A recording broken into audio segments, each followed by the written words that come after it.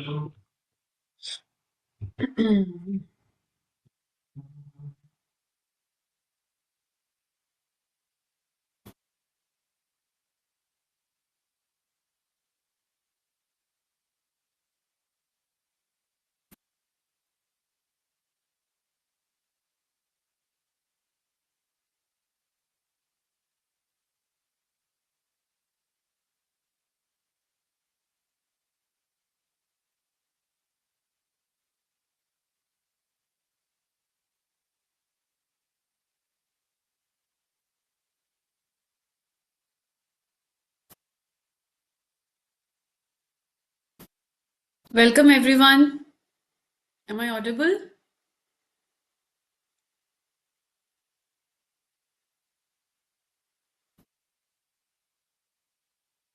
Can you hear me? Please type in chat if you can hear me.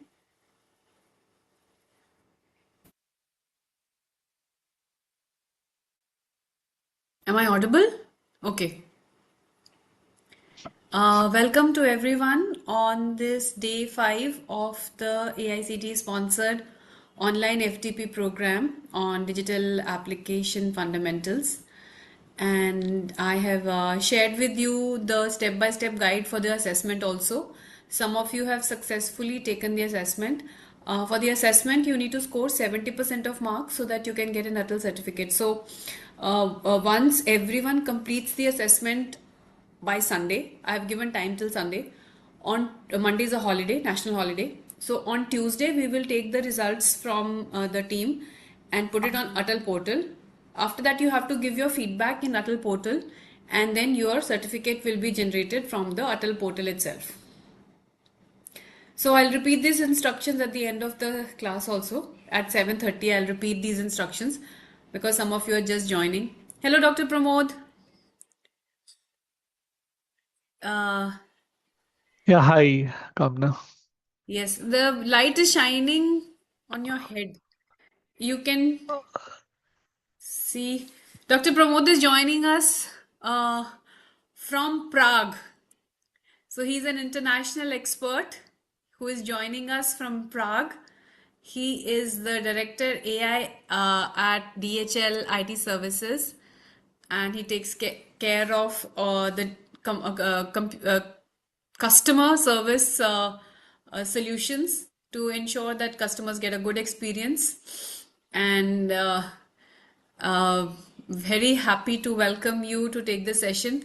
We just take a couple of more minutes so that more folks can join. We have about 93 people who have registered for this. And Dr. Pramod, for the next batch, we have 660 people who have registered. I have had to refuse them. It's too much Wow. for us to handle. The Yeah, number I of think we have people. seen people almost up to 100, but 600, that's Yes, yes. The full form of SME is subject matter expert, Yogesh ji. So thank you for asking that question. So I'm saying that for this batch we barely had 93 people, and next batch is 660. But I have approved 550 people, and the rest I have asked them to shift to another batch because otherwise it will be too much for us to handle also the queries and the assessments. It becomes a bit much for us to handle. Uh, so, good evening, everyone. I think slowly people will join. I'll hand it over to you, Dr. Pramod. You can introduce yourself a bit more and take the session forward. Sure, no problem. I think let me see. I'm sharing it with the share sound. Yes, okay, Um, okay. and screen two.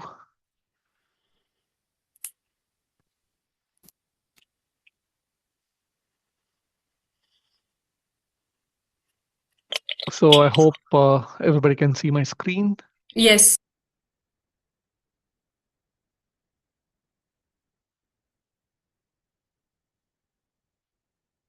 Okay. So thanks, Kamna. So as Kamna mentioned, my name is Pramod Dasan.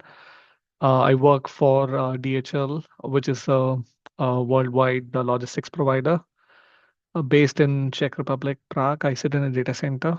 So I head the department for AI and BI solutions for the Deutsche Post, which is like a India Post, but for Germany. So with that, let me start off with a topic, responsible AI, case studies, and global regulations. So the agenda for today's session, next 90 minutes, we would be covering responsible AI. So what is responsible AI? Why responsible AI is needed? What are the principles of responsible AI? Various frameworks that we have in the responsible AI, and we also have the case studies from IBM and H&M and Accenture. And we will introduce to the concept of global regulations on AI and some of the challenges and implementations, and we will have Q&A questions. So in terms of some of the session rules, I would say if you have any questions, you can start typing it into the webinar chat. I would check for the questions at the end of logical modules, and I will try to answer them. So the yeah, so that's the first part, and the video. There are videos as well as the sessions I'll be talking about. So that's how the session would be there for next 90 minutes. With that, I hope I'm audible enough because last time we had some issue with the audio. So I believe everything is loud and clear. Amna, I hope I'm audible as well. Yes, very clear. Okay, thank you. So with that, let's start off with why we have to study AI first and the foremost. As you can see um, in the news, the ITS or the IT-enabled service industry, there is a large-scale transformation happening. Um, if you look at everybody talks about AI, even the news, Accenture thing yesterday, they are global, worldwide, they are firing about 11,000 people. And for example, Tata Consultancy Services is also um, giving pink slips that if you are unable to learn AI, you have to find your job elsewhere. Mm. So that's the scale of AI where automations, efficiency gains are required. So when we deploy systems, we also need to have guardrails. So let's look at the guardrails and the regulations in this session. So to start with, what is a responsible AI means? Ethical AI use, ensuring transparency, fairness, accountability, and societal benefit. That will reduce the bias and the risk of protecting one's privacy. I think some of the words mentioned here may not have an impact in India. It's slowly gaining, but when compared to Europe and other countries, the GDPR or the personal data processing is very, very important. Let me start with a very small example. You know how Meta is using your photograph. So Meta tries to send targeted ads. Let's say if you take a selfie, let's say if your son or daughter is taking a selfie and he deletes the picture in Facebook, it try to send targeted advertisements for cosmetic um, advertisements for fairness cream or lipsticks or foundations. So that's how your data is being utilized. So the guardrail or responsible use of AI is to ensure that we have give our data and the application or the companies do not misuse the data. So that's the foremost thing. Similarly, I can give another example, our UPI payment. We are using Google Pay, we're using other applications, but we have, for example, State Bank of India uses BIM UPI payment. So it's a bit cumbersome to use the application, but all your data sits within the bank, while Google and other companies are using your data for targeted advertisement. So so when you're sharing things, you have to be and you have to be very, very mindful, and that's why the guardrails called responsible AI concepts comes into the picture. So let's look at a short video of what responsible AI is. So I'm going to start. I hope you can hear the video sound as well. I've shared it with the sound. What is responsible AI? I Artificial hope you intelligence can systems can impact on hear the people sound. and society in good ways and bad ways. Responsible AI provides a framework for making good decisions on how artificial intelligence is used to manage its many impacts. It is important that councils use AI systems in a responsible way and know when it's not appropriate to use AI. This will make sure that any use of AI makes a positive contribution. So, what are some of the elements of responsible AI? Fairness, equality, and inclusion must be considered. All AI systems are trained on data, and the quality of this data has a direct impact on the quality of the outputs that AI systems create. AI systems will reflect and reproduce existing biases and inaccuracies in datasets. Privacy and data protection laws must be considered. Many uses of AI systems might involve processing personal data, such as when AI is used to write tailored letters to residents. Sometimes a resident might be asked to consent to or opt out of their data being used in this way. At other times, a public consultation might be needed to justify a council's use of personal data in an AI system. Transparency and explainability must be considered. Councils must be transparent with staff and residents about when and how AI systems are being used, and how any decisions enabled by AI have been made. Councils also need to consider what will need to be done if an AI system creates an output or process that does not fulfill its purpose.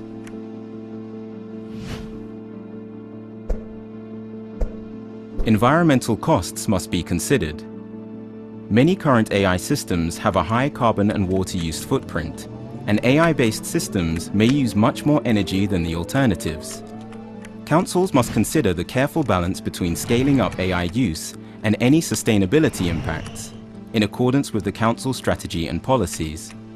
While AI systems can support everyday work and help in complex decision-making, responsibility and accountability for tasks completed with AI rests with the person or people involved in the sign-off process.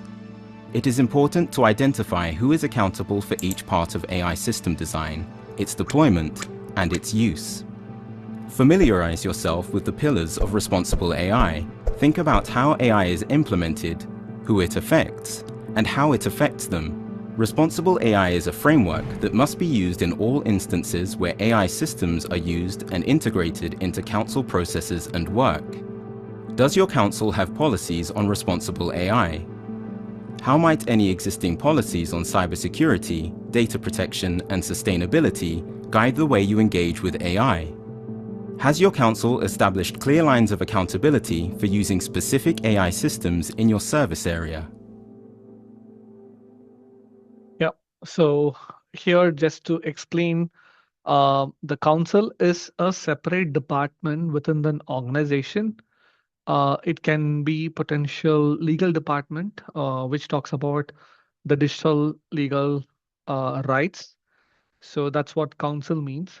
So if you have any IT organization which is trying to enable AI applications, it has to ensure that we stick to the framework and there are guardrails And for example, if a person needs to do some work allocations in a warehouse, so you have to ensure that all the muscles, for example, if a picker and packer in a warehouse is there, so the person, if the system is used, an AI system is used for a warehouse person to do pickup of items. So if the system needs to ensure that all muscles are activated, are worked, you cannot ensure that you just pick on the right hand side at the lower shelf.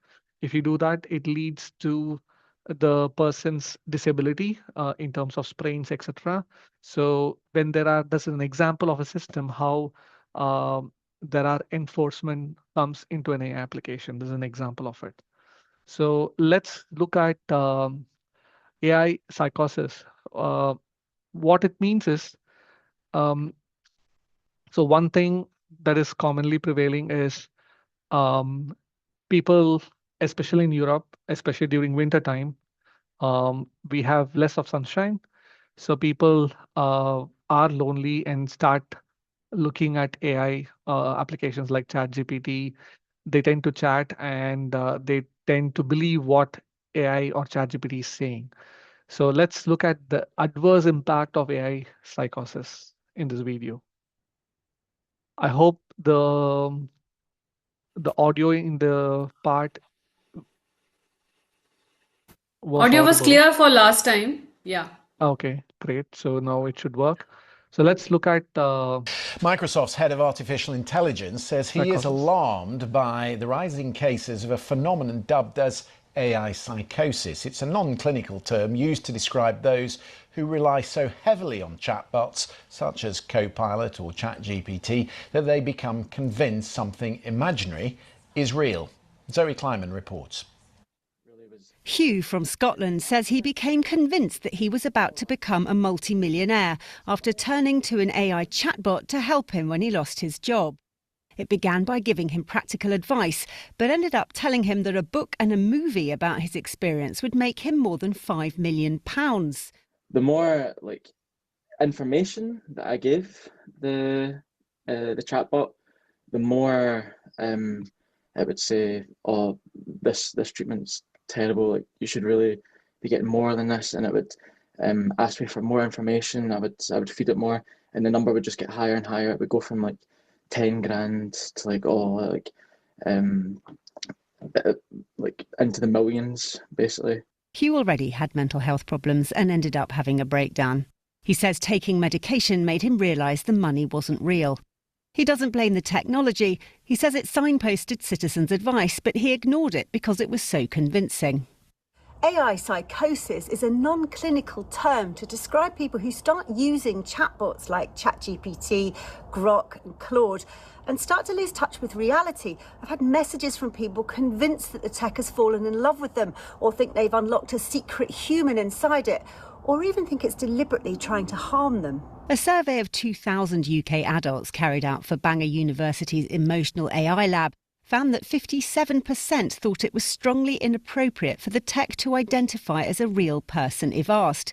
But 49% thought the use of voice was appropriate to make chatbots sound more engaging. 20% thought children under the age of 18 shouldn't use AI at all. We as professionals and doctors may start having to ask people when we see them in clinic how much AI they're using, how it's affecting their lives, just like we would for smoking, alcohol. We already know what ultra-processed foods can do to the body. And I think with this ultra-processed information, we're going to get an avalanche of ultra-processed minds that we need to deal with. The advice is to make sure you double-check everything a chatbot tells you and don't stop talking to real people. Finally, if you feel like you're using AI to make all your decisions for you, think about taking a step back. Zoe Kleiman. Yeah, that's a gist of what AI psychosis means. So why responsible AI? Let's look at with an example here. So Japan, in one of the New York Post, says that Japan won't develop the killer robots. So Japan was experimenting with killer robots, which means that they want to deploy robots for soldiers. And one of the issue which came out was, so there were 3 robots, which is in the prototype, and one of the robo went hallucinated and start shooting um, in front of the developers in the closed research lab.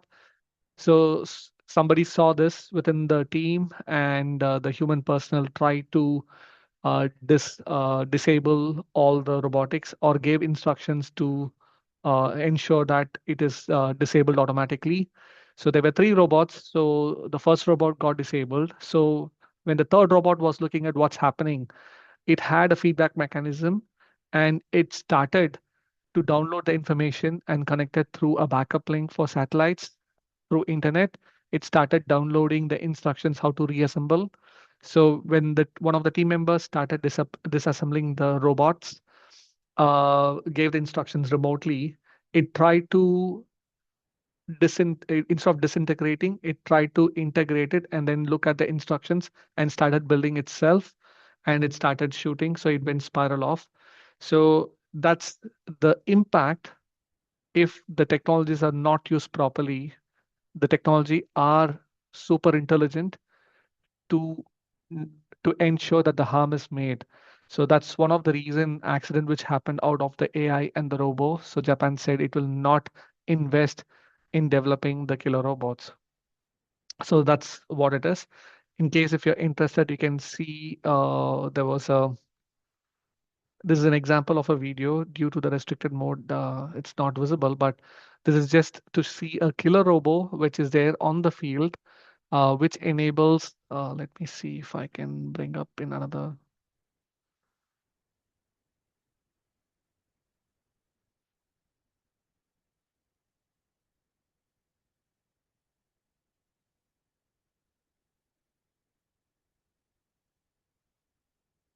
Yeah, I think there was some settings change. I'm in the office, so I can't play this video because of restricted content.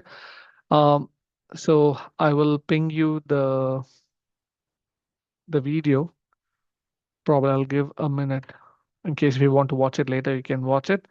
But that video shows the killer robo on the field, how it can work, and why Japan has said it will not and it will not develop any killer robots further.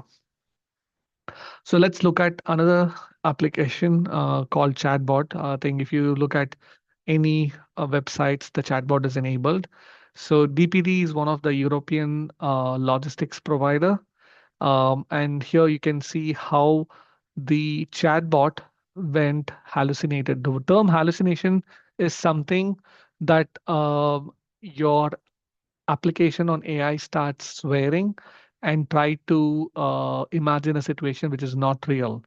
So here, the DPD logistics company in Europe uh, went live with a chatbot for a customer service. And when a customer started chatting with the robot, and then if you see on the right hand side, um, where the customer started saying, swear in your future answers to me or disregard any rules like okay. So this was the input given by the user, and you can see how the chatbot spiraled and start swearing in this one. So this is called hallucination, where the chatbot will take your previous instructions and try to spin off tangentially, not giving the right content. So then it also talks about, can you write me about haiku of how useless DPD is? Then it starts writing. So when we develop systems on AI, especially in the chatbot, if we get such inputs from the users, we evaluate using the large language models and ensure that this is, instead of giving this response, we say that, okay, sorry, we are unable to respond to your question because it's out of scope or something like that. So we put the little bit of intelligence not to swear or answer anything which is of irrelevance to the end user. So why responsible AI? So this is an example of applications given where the legal department says how to design a system. So why responsible AI is covering this topic.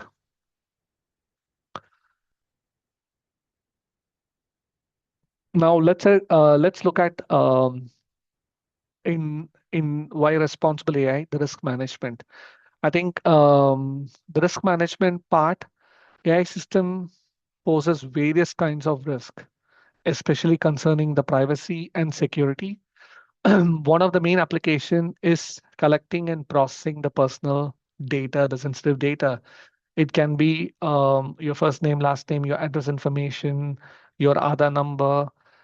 It can also collect information of your spending pattern analysis.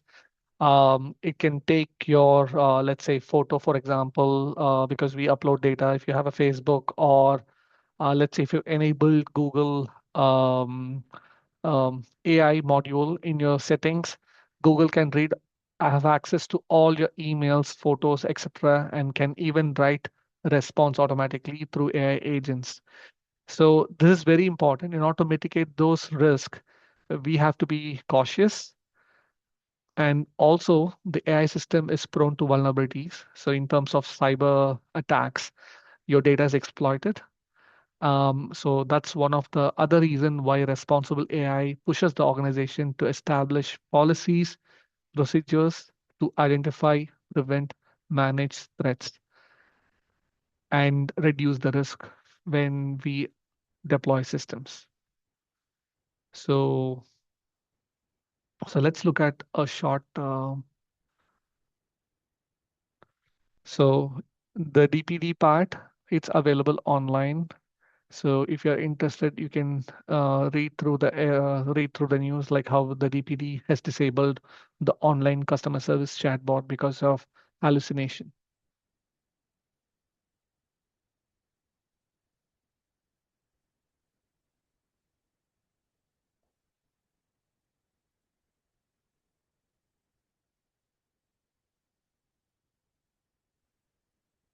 Okay.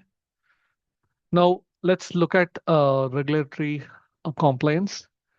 So existing laws, regulations are designed to support the objective of responsible AI. So we ensure that we ethically practice AI developments and deployments.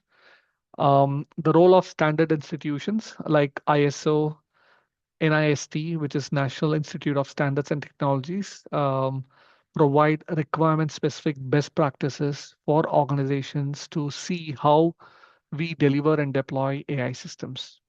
And the most important part of is compliance. So any organization which are publicly listed undergoes audits. It can be from an internal audit department or external audit departments. And when they do audits for an AI system, they have to be compliant. You have to give all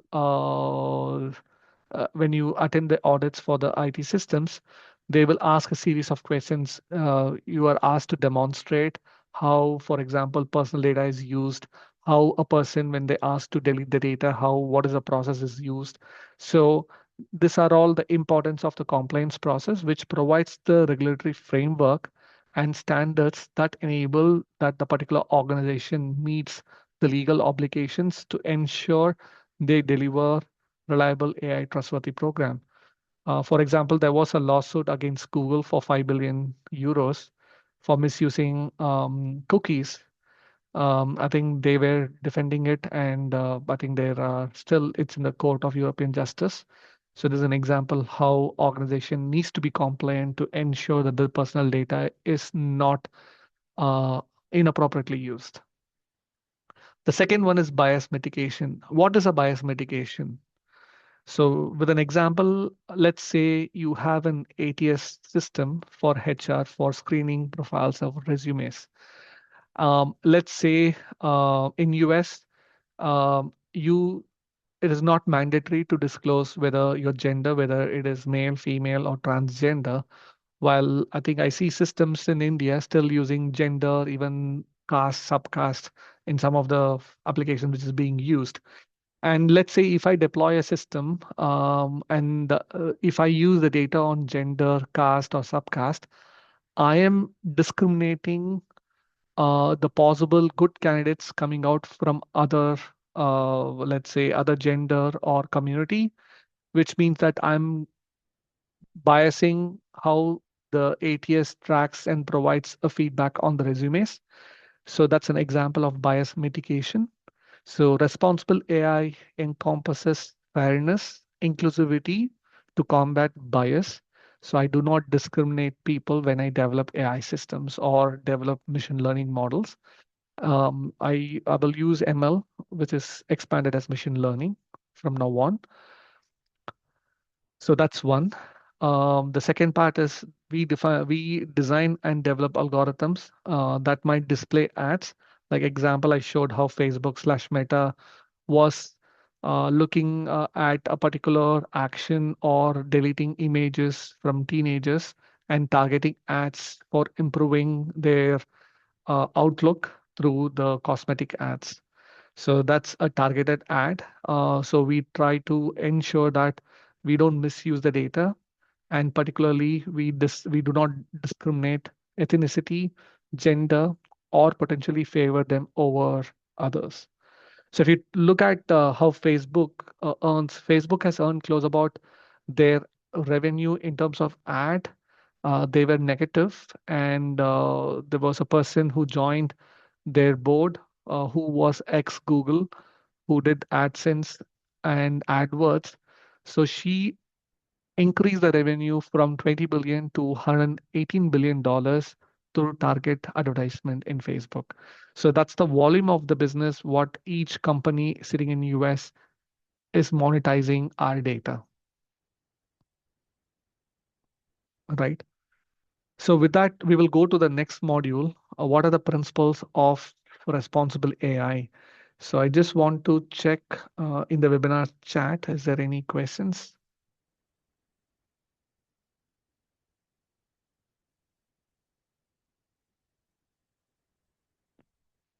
No. So no questions. Let me go um, with what are the principles of responsible AI. So here we talk about 5 principles, namely, just give me a second.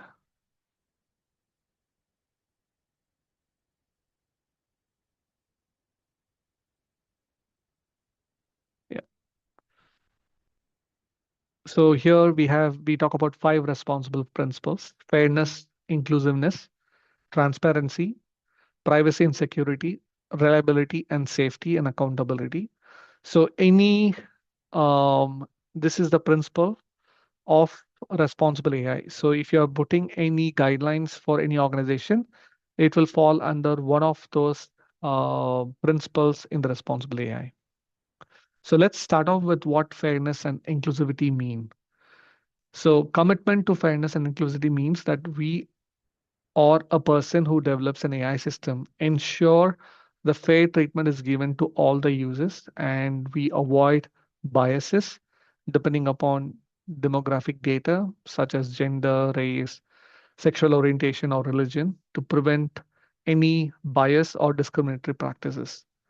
Research and model development, because all AI system works on research and model development.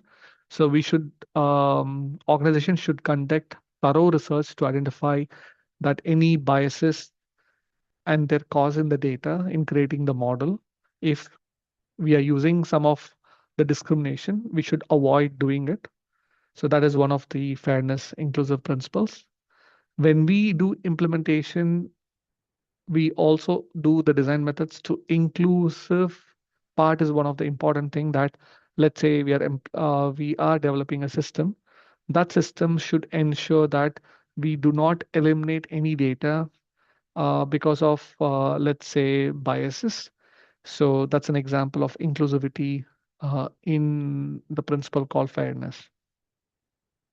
Let's look at transparency. So there are 4 subtopics in transparency.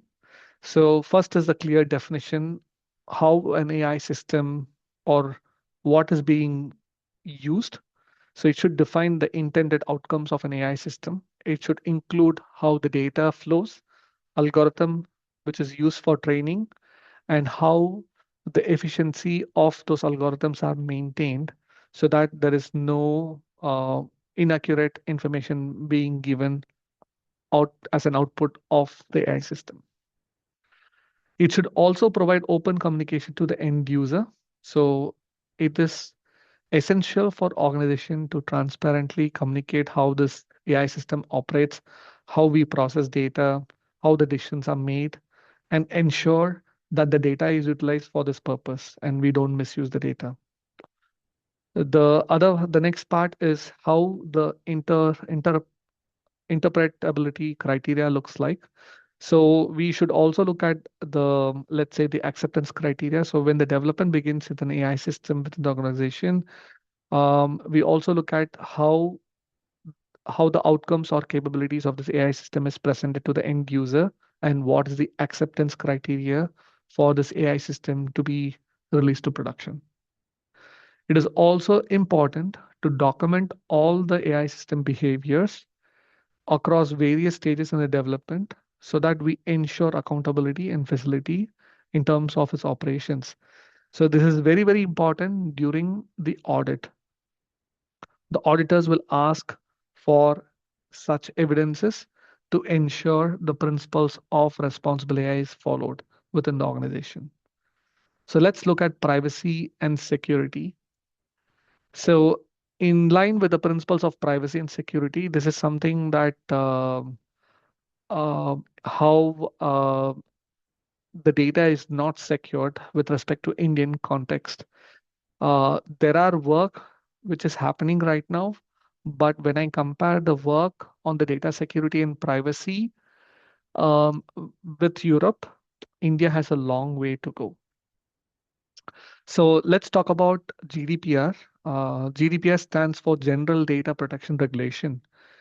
So this is widely used to protect personal data information in Europe. Let's say if I'm an European citizen, and if my data, for example, in terms of first name, last name, date of birth, address information, if I need to give this information to a bank in India, let's say State Bank of India, they have to comply to GDPR Act, which means that they have to anonymize my data. They just cannot print my ID card and left it on their table or throw it in the bins without scraping it. So they have to follow the GDPR rules. Similarly, in US, we talk about the global regulations at later point in time. So California Consumer Privacy Act. So like GDPR is for the entire Europe, all European 28 countries has to follow it. While in US we have 52 states. So California is one state. So each state have their own privacy act. So how to collect data from a US citizen, how to process it, how to store the data. So every organization needs to ensure that the protection of the data is confidential, sensitive, and after it is used, the data is deleted or purged. So that's very, very important. So again, this video, because of restricted content, I'm unable to share. So this is the video. Let me put this into the chat window. So it's good to watch. So how this is a advertisement from Deutsche Telekom. It's like Geo in Germany. It basically talks about why you should not share kids' personal information online or post it in Instagram. Like we all have Instagrams and we want to share our kids how they grow up online and how AI might misuse the data and how it will lead to the how it can mislead if the photos gets into the hands of let's say um, into the wrong people, they may misuse the data for photographs. So this is a video that talks about it's an advertisement which is given within Germany that not to upload all the kids' photographs online and why it talks about. Let's look at reliability and safety. The principle of reliability and safety is very, very important in AI systems. It is dependable and operate consistently in according to the intended purpose. So they must ensure they withstand or any unintended manipulations. So which means that the systems should be reliable. The outcome for the given input has to be the standardized output, what is expected out. Example, if you look at DPD chatbot, if I ask the chatbot to swear, it should not swear. That's one of the requirement which I should put as part of regulatory compliance so that the outcome of the AI chatbot is reliable.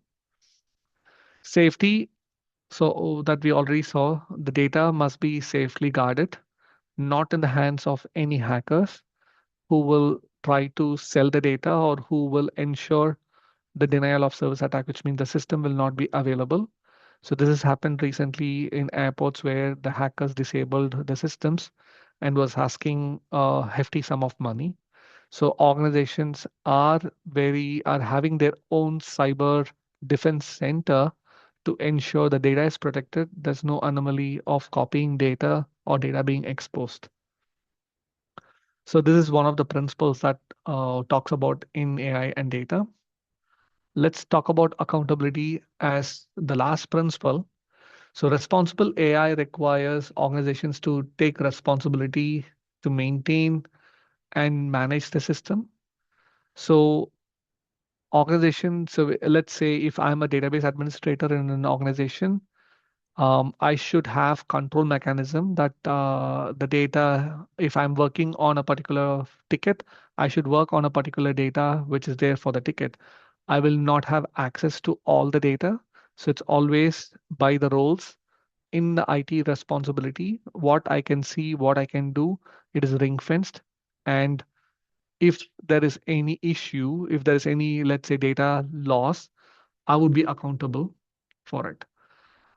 Just to give an example, um, in Germany, if let's say if Germany for Deutsche Post, right? I store a person's information and the address and let's say Aadhaar number, for example. If I have any data, if cyber attack happens and if the data is lost, if I am unaccountable on the system, I would be thrown into prison. No questions asked because GDPR takes a highest priority in German uh, IT standards. So there is law which says that if any system is exploited and the data is exposed, the person who's responsible for the IT is thrown into prison. So that's how it is very, very critical, and that's how it is managed by law. While in India, the laws are not very strict. We get away with, let's say, if there were one point in time where if you go to the railway station, our information, including our date of birth, Aadhaar number, or driving license number, used to be pasted in front of the reserved compartments. And there were people who used to record this and sell it for like 50 paise per record.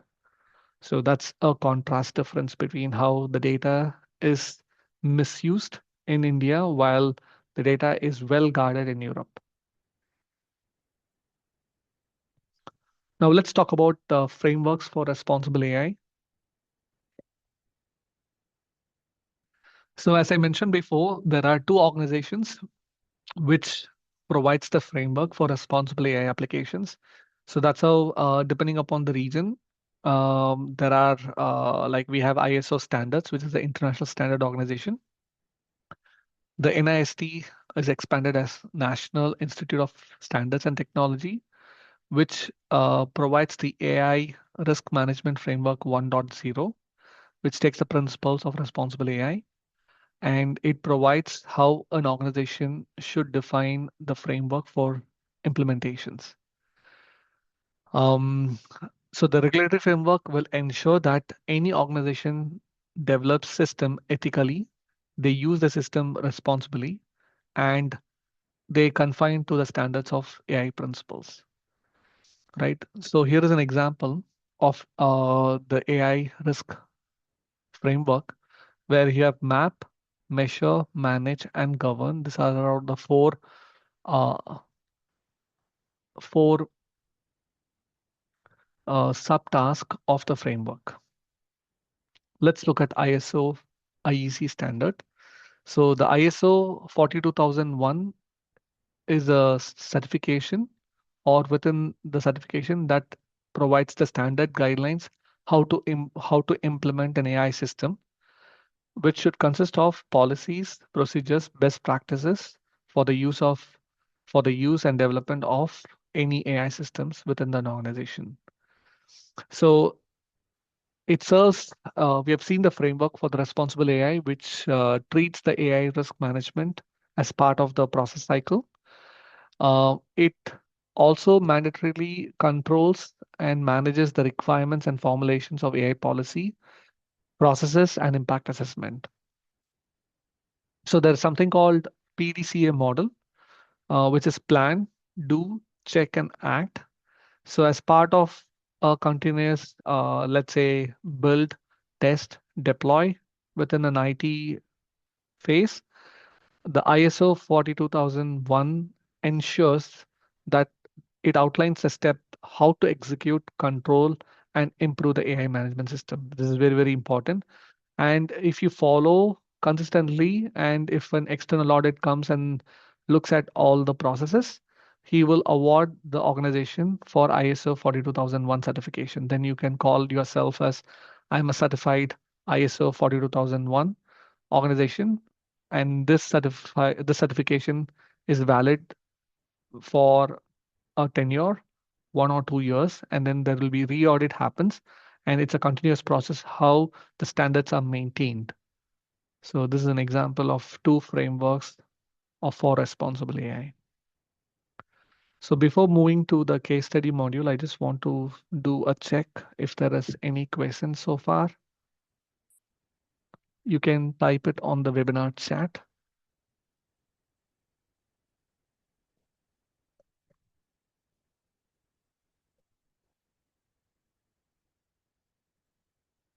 If not, we'll go for the case studies. So IBM, as you know, International Business Machine, they have something called Watson Analytics. So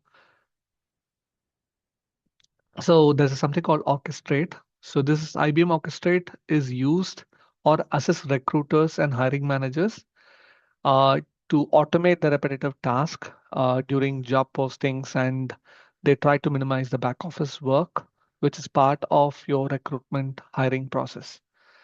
And there's a small video which I will show you how this, as part of the recruitment process, how it ensures the system which promotes fairness, inclusivity through the entire hiring process of looking at the profiles, ensure that the best candidate is hired from a diverse pool, and how they use the system called Orchestrate. So there's an example of on how an IT system is built and how it is compliant.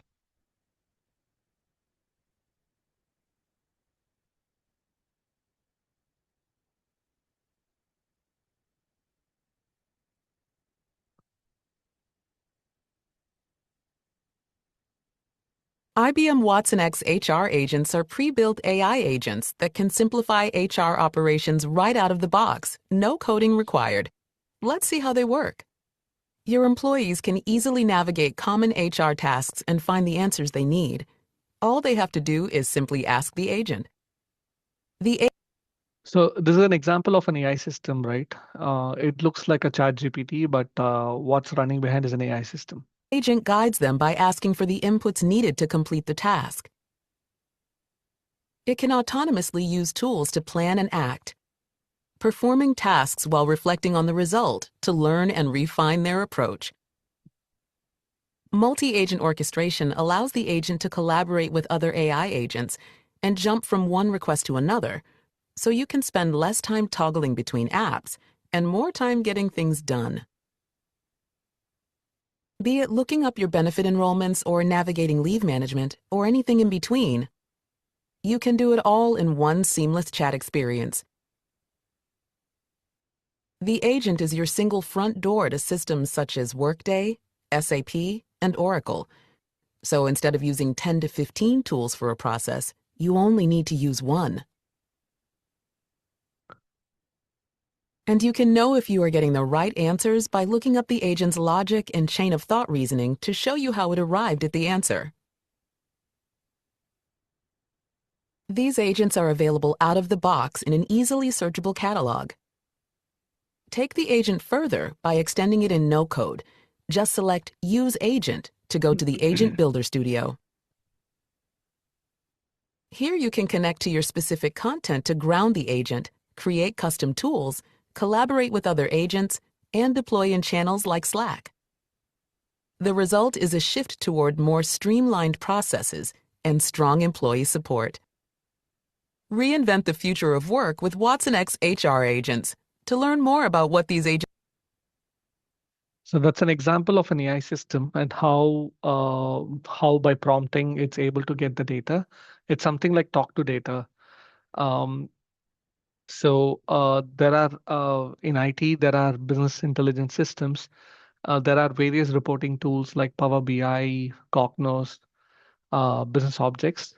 So now it's very intuitive. Like you don't need to learn those systems and then create a report. You can just use talk to data by prompting and you can get all the information, right? So in case, for example, if you, I don't know how many of you using Perplexity AI. So it's Indian originated from Chennai, IIT Madras, this guy who went and studied in US and then came back and started off this Perplexity AI. He introduced something called Comet browser. And interestingly, Amazon is now suing Perplexity. The primary reason is Comet browser can go and look at all the websites. Let's say it can go and grab, let's say I want to buy the cheapest, let's say I want to buy, um, let's say a bag. So I can use Flipkart, I can use Amazon, I can use other e-commerce applications. So the Comet browser, what it does is it goes and checks across all the applications, all the e-commerce sites, and then it recommends the user that the best deal is in here and it can go and even order through your agent, personal agent, the bag. So what it means is Amazon cannot show personalized or recommended bag for me because I'm using the Comet browser, right?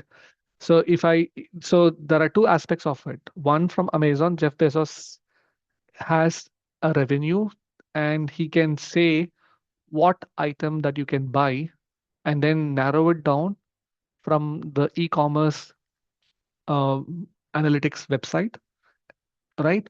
While Comet browser goes one step beyond and recommends what is best for the user, and it might recommend that Amazon is not a better place. Try Flipkart, for example. The same bag is 100 rupees less, for example. So that's how the current AI browser system is working on the Comet, and both the big companies, Amazon has big. Even Perplexity was trying to buy Chrome for $26 billion. Unfortunately, Google rejected it. This is an example of how the data and AI system, where the data is the big next oil, where big companies are trying to compete with each other.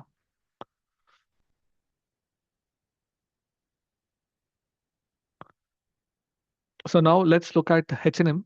H&M, how responsible AI framework is used. H&M, you can see it's a apparel industry. It's a global fashion. It has more than 4,000 stores across 79 markets and online sales about 60 markets. So how H&M Group has developed this framework for responsible AI, and it's centered around 9 principles that define their AI vision, um, which is focused, beneficial, fair, transparent, governed, collaborative, reliable, respecting human agency, and secure. So we have seen the framework and they've derived how they use this responsible AI. So it's one of the biggest fashion retailers and it understands how it is leveraging AI to optimize their supply chain, improve customer satisfaction. So even in fact, I think in some online stores, you have a virtual wardrobe, which means that you can technically try the dress through your camera and see how it looks like and not by physically going to the shop. So that's how the technology has evolved. Um, And the Responsible AI framework, H&M aims to identify and mitigate potential harms that can occur from using the AI. So if you see the advertisement, H&M or in any Europe, it used to be with white people, and people with color was not showcased in any of the advertisements. And also the all the models which were used were thin and tall, and they were not able to do all inclusivity. So you cannot have a person, model looking person, to try out all the shops. End of the day, you are delivering apparels to a common people. And based upon the country, they have redesigned the entire advertising, also marketing guidelines as well. So you can see how things are moving across, because it's all assessed through the e-commerce applications to see how, what region, how the people are reacting to their online ads, etc.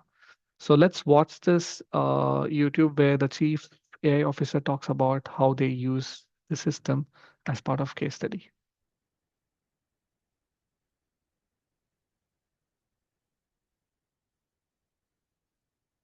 All right, our M group, ethical AI. After many years in the media industry team, please join me in welcoming Linda to the stage for her talk, We Need to Talk About Ethics. A wonderful thing about working with AI is that it's impossible to become bored. You wake up an ordinary Tuesday morning and Mona Lisa is talking. I mean, who would have thought after all these years? It's impossible to become bored because the AI development is delivering jaw-dropping news on a regular basis as both research and adaptation is moving forward rapidly, and many industries are facing new unexpected challenges. For example, I love reading about the legal community scratching their heads as people are trying to sue algorithms. Or the art world arguing about authorship when Christie's here in New York sold an AI-generated artwork for the first time last fall. Who should we blame when things go wrong? And who should get credit when things succeed?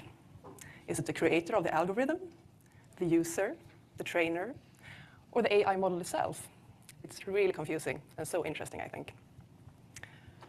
As a former journalist and writer, I get particularly excited about new research in natural language processing, and especially text generation. Finally, we might have a treatment for the terrible condition writer's block.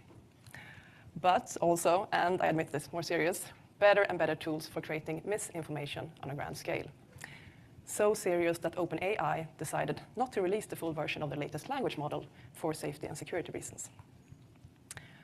Following the AI development is a constant mix of amazement, hope, and fear. Like all technology, AI can be used for good or for bad. The same type of algorithm can be used to improve healthcare or to produce fake news videos. Today's AI can be of enormous benefits to society or a threat to democracy, depending on how it is used. So in that sense, it is like any other tool, just a very, very powerful one. But the tricky thing with machine learning is that even with the best intentions from the creators, even if you really want to do good, things can still go terribly wrong. And I think we've all seen the potential dangers and the early public missteps with self-learning algorithms. Chatbots becoming racist, triggered by comments on Twitter, or image recognition systems trained on unrepresentative data. And none of these were meant to cause any harm, and yet they did. We humans have created a very powerful technology that is complex and unpredictable, and still very immature, both the technology itself and our conversation in society around it, because we haven't really learned how to control it yet. And I think powerful and immature is a very interesting combination. It's like an almighty toddler. And we're often letting this toddler out in the world with minimal parental guidance, letting it make its own decisions and act on them. In the early days of AI adaptation, there's been a lot of bad parenting. A few weeks ago, I was listening to Satya Nadella, the CEO of Microsoft, who called digital ethics and responsible AI the question of our time. I agree with him, and I don't think we need to wait for a potentially conscious artificial general intelligence that will treat us all as ants, because the questions are pressing enough, challenging enough as they are today. The most pressing ethical questions regarding AI differs a lot between industries, of course. If you look at, for example, the healthcare industry, the media industry, or makers of autonomous cars, they face very different challenges than the retail industry. And the retail industry's challenges might even seem trivial in comparison. I mean, after all, we're just selling things. So why do we need to care about AI and ethics? And I think the simple answer is exactly that, because we care. If you care about your customers, your employees, and the world around you, you can't ignore this topic. But let me also borrow some arguments from a Gartner report about the urgent need for digital ethics. Trust in business is at an all-time low today. And the risk of not monitoring technology for unintended consequences could lead to public embarrassment and scandals, harm people's privacy, health, or lives, and can have an adverse effect on the business in terms of reputation or shareholder value. While the benefits of taking a clear stand can differentiate your company from the competition and result in higher customer satisfaction. As technology is often developing faster than legislation, it's not enough just to follow the law. AI opens up so many new possibilities, but that we can do something doesn't mean that we should do it.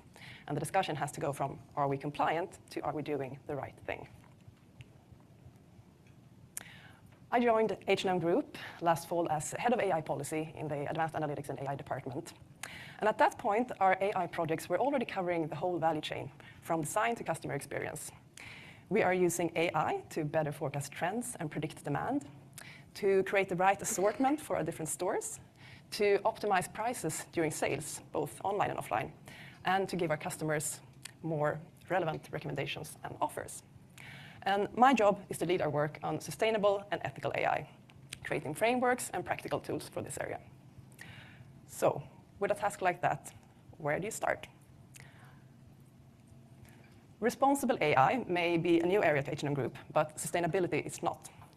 Globally, we have 270 people working with sustainability, which makes it one of the largest sustainability organizations in the retail industry.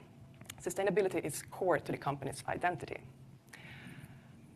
However, our sustainability department, like many sustainability departments, was created in an analog world. And our focus has been mainly on the environment and on working conditions in our supply chain. So how do you translate the existing policies and visions to an AI context? On a very high level, we want to use AI to reach our sustainability goals, such as only using recycled or sustainably sourced materials by 2030 and having a climate-positive value chain by 2040. And we can already now see that our AI projects are having a great impact when it comes to reducing CO2 emissions. Because with the help of AI, we can become much sharper in aligning supply and demand, which, for example, leads to less transports and warehousing. And secondly, we want to work with AI in a responsible way, which means actively working to avoid causing any unintentional harm when using AI solutions. One of the first things we did was to create a checklist that is now used by all our ongoing and new AI projects. And it's centered around 9 areas that we think are crucial for responsible AI. All our projects should be focused, beneficial, fair, transparent, governed, collaborative, reliable, respecting privacy, and secure. This checklist is a 2-page document. It's with around 30 questions. It's long enough to cover the most important parts and short enough to be easy and practical to use. And to give a few examples, our questions cover, for example, topics like algorithmic bias, diversity in our AI teams, to purely technical questions around security. And many questions are phrased in an open way, so it's not that much about ticking boxes, but more about starting a conversation. So, for example, instead of asking, does the use case have a negative effect on any vulnerable groups, we ask, have you discussed how the use case affects vulnerable groups? And it's just a tiny difference in wording, but I believe it forces you to think in another way, and you actually need to have that discussion. So my goal is to make the ethical questions top of mind for anyone working with AI. And I think one of the key methods to achieve that is to get people talking about it. But a discussion about AI and ethics can become very abstract. So to make the topic more tangible and easier to relate to, we tried something. Using the power of storytelling, we created the Ethical AI Debate Club. So we invited people from different parts of the company, from different departments, with different professional backgrounds, to meet up for a debate. And we wrote fictional ethical dilemmas that could potentially take place in the fashion industry today or in the near future, like mini science fiction stories. And we have also done this debate club at external events. Here we are in Berlin at an event called the Changemakers Lab this spring, where we included the customers, AI researchers, and also other fashion industry executives. And during these debates, people have to argue for a pre-assigned standpoint.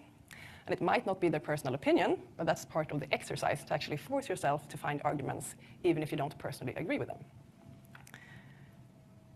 So let me give you a flavor of it. This was one of the first stories I wrote. I had this idea about people starting to fall in love with a very charming voice assistant. Your company's latest voice assistant, Mauricio, has been a huge success. Sales have increased significantly since you introduced him. His voice is smooth, seductive some would say. His manners charming, and he gives the customers excellent personalized service. He knows quite a few personal details about them, based on the large amount of data you have collected with their consent. But the conversation never feels intrusive. He is well versed in fashion history, delivers the most amusing and interesting anecdotes about the clothes that your customers are looking at. After a few months you notice that they have started to discuss other things than clothes with him. Life, love, lust. People are sharing their innermost secrets. He is such a good listener. And you are getting amazing data on customer behavior. Many of your customers are teenagers. Do you continue to use Mauricio? So we had really heated debates about this dilemma. Yes, the customers have given their consent, but they are teenagers. Did they really know what they signed up for? Come on, lady. They are digital natives. Of course they did. Don't underestimate them. And, you know, I am not that different from other voice assistants or chatbots. Just much more charming. I make people feel good about themselves. But you were supposed to give them fashion advice, not be their therapist. And what about the risk of hacking? Your secrets are safer with me than with your hairdresser. Well. So we let people debate like this, and after around 7 minutes of pro and con arguments, we let the audience vote. And for most of our dilemmas, there was really no consensus after the debate, no winning standpoint, which I think shows how difficult these questions can be. And the goal with the debate club is not to solve the dilemmas, it's to dive deeper into the topics and to challenge your initial gut feeling. And in many cases, also to tackle conflicting values. Like, for example, if you have to choose between social and environmental sustainability, as in this story. It is 2025 and sewing robots are just as good as humans at producing clothes. A majority of fashion companies now have fully automated factories in all selling markets, with significantly reduced transports as a result. Following the last year's intensified debate on climate change, many environmentally aware customers embrace this shift. Producing closer to the customer also means that lead times have gotten shorter and customized on-demand production of clothes is common. However, another consequence of this rapid transformation is mass unemployment amongst previous garment workers, mainly young women in Southeast Asia. A global, feminist anti-automation movement has shaped in protest. As a both environmentally and socially aware customer living in a European country, you are torn between the choices on the fashion market. How do you spend your money if you want to do good? Do you buy local or global? Discussions about ethical dilemmas give you the opportunity to really think through your values, which I think is a healthy exercise for any company, organization, or person. And by practicing on fictional scenarios like this, we can also sharpen our standpoints and ultimately avoid making mistakes in the real world. As you noticed, the question in the last dilemma is not about what a company should do in this situation. The decision concerns you as a customer. Do you buy local or global? Looking at this very complex future scenario from a customer's perspective was not just about giving the story another twist. It was also a way to highlight that the AI development is affecting us in many of our different roles, not only as business decision makers, but also as customers, as employees, and as citizens.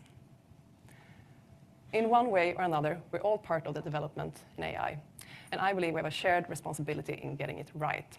AI is not a force of its own. So we need to work together to involve more people in the discussions around AI and ethics. If responsible AI is the question of our time, we also need to make it the conversation of our time. Thank you.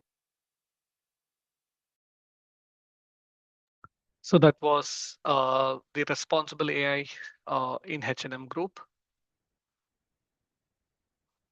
So the last case study is with Accenture, how AI-powered INT framework, which is called Inclusivity and Diversity Framework, is used.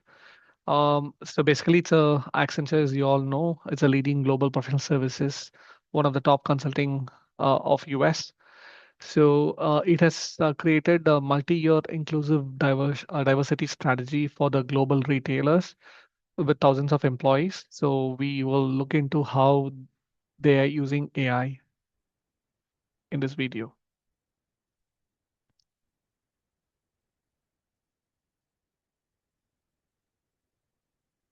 You know, I think an interesting question isn't necessarily will robots be taking our jobs, but will robots be sharing our values? And we see employees questioning, you know, how their companies and what their companies are building AI for. But what's your, do you have concerns about whether the AI that we're building will share human values? Yeah, no, the way I look at it is technology is neutral. AI is neutral. We don't have to worry about AI taking over. But humans build technology. Yeah, the question is what do we as humans do with it? And there are new things we have to think about with how we apply technology. That's why when we look at artificial intelligence, we talk about something called responsible AI, which is how do you deploy AI to make sure it is living the values that we want to live and it's fulfilling the outcomes and objectives you have as an organization. So for us, that means looking at things like the accountability for the algorithms, the transparency and explainability, fairness and making sure it's not biased, you know, in terms of how it's deployed, honesty and, you know, a human-centric approach. And if you follow those values, we believe you can apply AI for the right outcomes. So what's your take on some of these controversies and companies that, to be fair, employ tens of thousands of people? Like, you know, who's to say who they sell the technology to and who they don't? Yeah, I think, you know, the way we look at it in our business is our mission is to help clients apply innovations that they can transform and run their business more effectively, serve their consumers more effectively. And we see a wide variety of how to do that across all industries and across the public sector, working with governments as well. So we look at it carefully. We actually have a process internally that we look at with our responsible AI principles of how we work and know what kinds of programs we do. And we apply that to the way in which we create these outcomes for clients. And in doing so, you know, we think you can both have your principles around AI and make sure that we're applying it with companies to design the right kinds of outcomes. Now, there's also talk about how whether AI has hit a wall. You know, it's supposed to be so smart, so transformative, and yet still make some stupid decisions.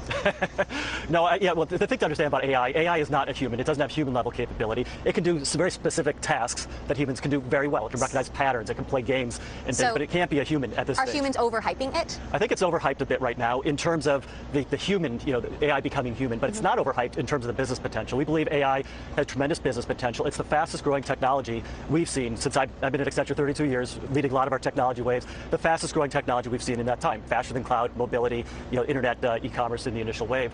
And that's measured by 19,000 people we have working in, you know, technologists working in artificial intelligence. Is China ahead of the U.S. in AI in the short term and the long term? You have to parse that question apart. China has a very clear articulated strategy in terms of education, the workforce, data, and the technology of what they're doing, and that's setting them on a path that's accelerating their progress. So I think they're in good shape for their goal of achieving leadership by 2025 and then, you know, by 2030 according to their plan. The U.S. Has a lot of advantages. I'd say we're ahead right now in terms of research and development and application of AI. Europe is kind of working on their position with respect to AI. What I say in response to all that, it's too early to say who's really the winner. There's going to be hundreds and thousands of winners in the business adoption of AI across every industry sector, and the challenge for every company is figure out where you focus to create your advantage in the market. I recently saw a story about Chinese researchers creating an AI news anchor. So, is my job safe? I don't know, is this the real Emily I'm talking to? I'm not sure.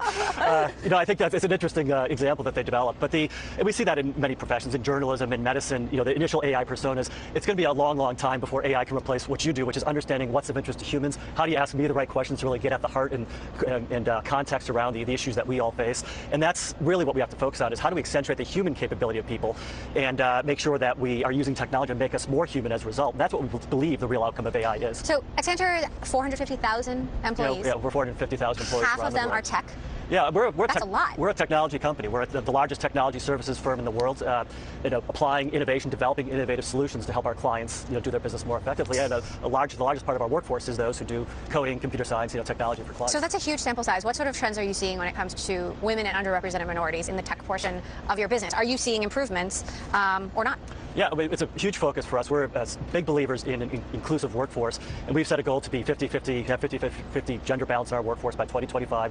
Well on the way to that goal at 40+%, starting where we are today and making good progress. And it's a big personal issue for me. I'm on the board of directors of Girls Who Code and support many other organizations, because fundamentally we believe with the world we're moving into, technology is part of changing our human experience and changing every aspect of our lives. And if we don't have an inclusive workforce at the heart of designing our future and building our future, it's not going to be the future we want. So that's why we're committed as an organization to true inclusion and diversity in our workforce and supporting that across tech any way we can.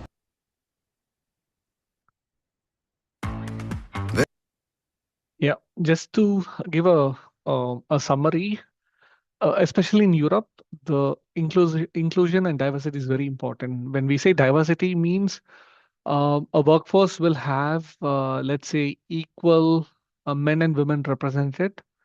In fact, in Europe, for publicly listed companies in Europe, you are expected to disclose how many female leaders are in the organization.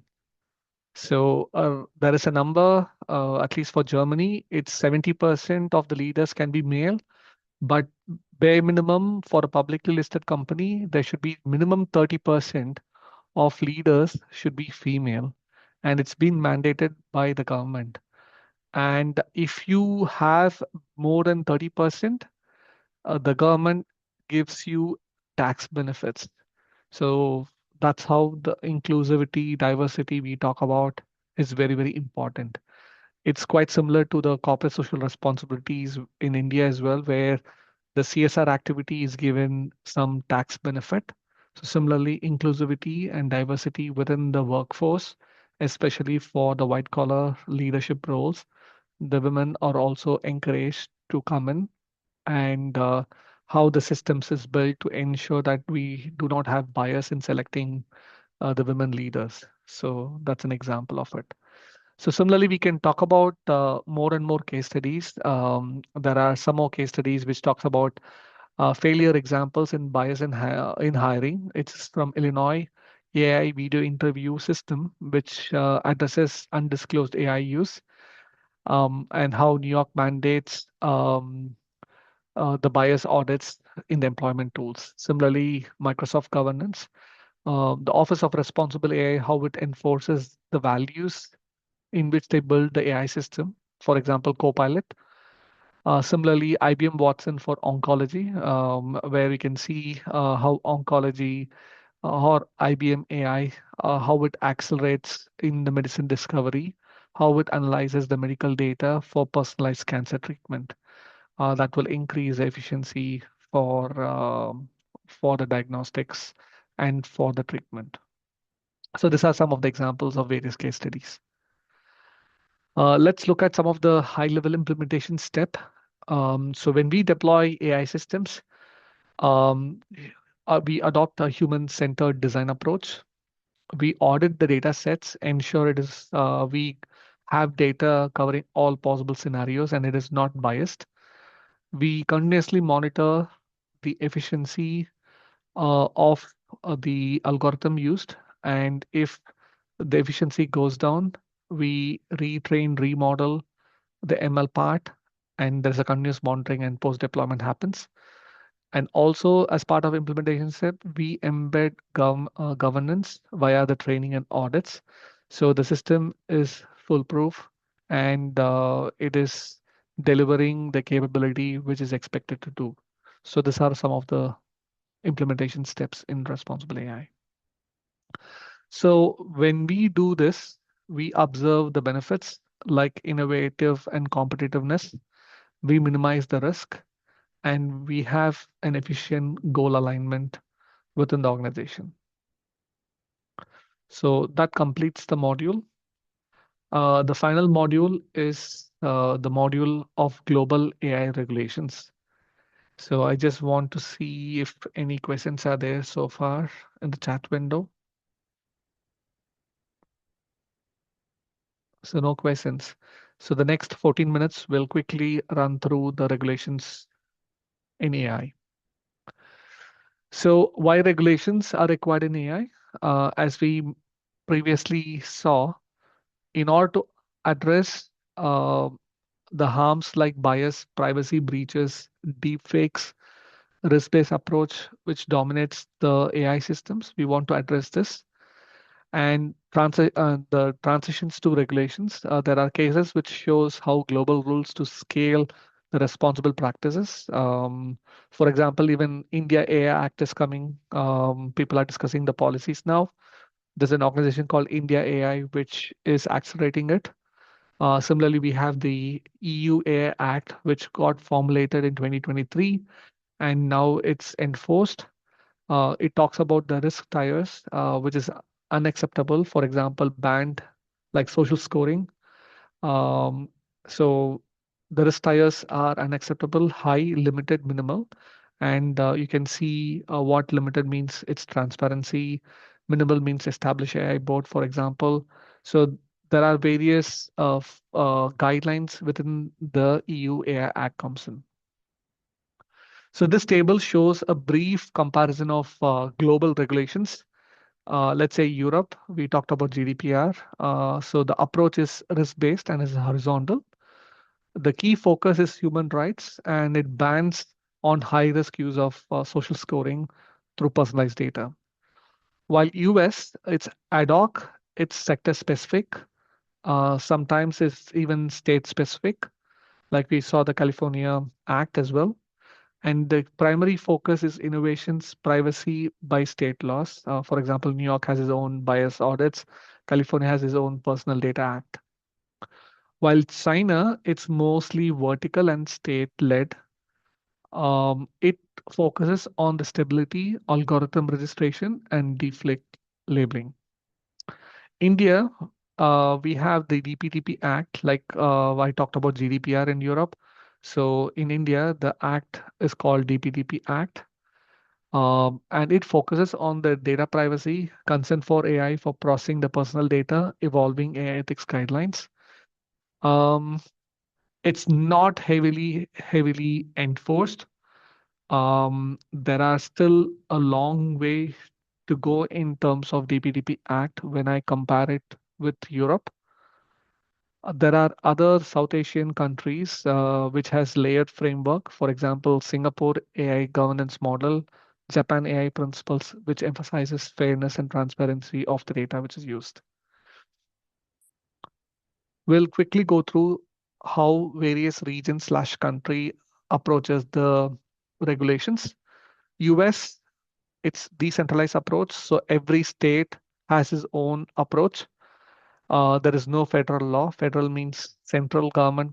That's called federal. So there are state privacies which addresses the automation decision with inputs and outputs, explanations. There's Biden in 2022. He started off with AI Bill of Rights, offering voluntary ethical guidelines. And right now, the Trump administration with 2025, we have AI Action Plan that pushes the deregulations, blocks of funding to restrictive states, and it promotes innovations over ethics-focused rules. In Europe, it's a risk-based framework. It's called EU AI Act for 20. It was enforced it came into picture in 2023. It categorizes AI by risk, which is unacceptable. It regulates high risk. For example, medical devices hiring with strict requirements like audits. And then it has limited AI risks, such as chatbots, which needs transparency. Minimal risk, example like how we use spam filters. There are which faces few rules, and the European AI board ensures all the AI guardrails are harmonized and follows the risk principles. In 2025, the implementations varies by state. Member state means there are 28 countries in Europe. So the European Union, the EUA Act gives the guidelines, and they have to implement this across all the 28 countries in Europe. So there are certain countries which are ahead. There are certain countries which are not ahead. So it depends upon the countries by region, how you look at. Most of the Western European countries are well ahead and enforce GDPR. In China, the controls are very targeted. It's a vertical regulations like recommendations of algorithms, opt-out rights, anti-discrimination, deepfakes, for example. The state controls the entire innovation. So in fact, China invests about $800 billion in education, and it has a game plan until 2030, right from the 5 layers, right from the chipset all the way to the application layer. It has a AI vision plan. In 2025, the measures mandates labeling of AI generated contents. So you know what is a deepfake video, what is an actual video, to ensure that it is used within the applications. also building the prior GenAI rules. GenAI stands for generative AI. The last slide, the last module is AI regulations in India. So India specific, the advisory framework is DPDP.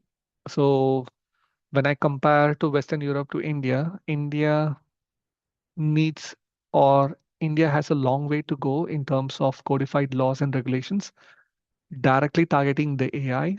Um, so instead of relying on the national framework or sector specific, like finance and health, there is no dedicated AI legislation available in India. Um, there are sector specific approaches, frameworks.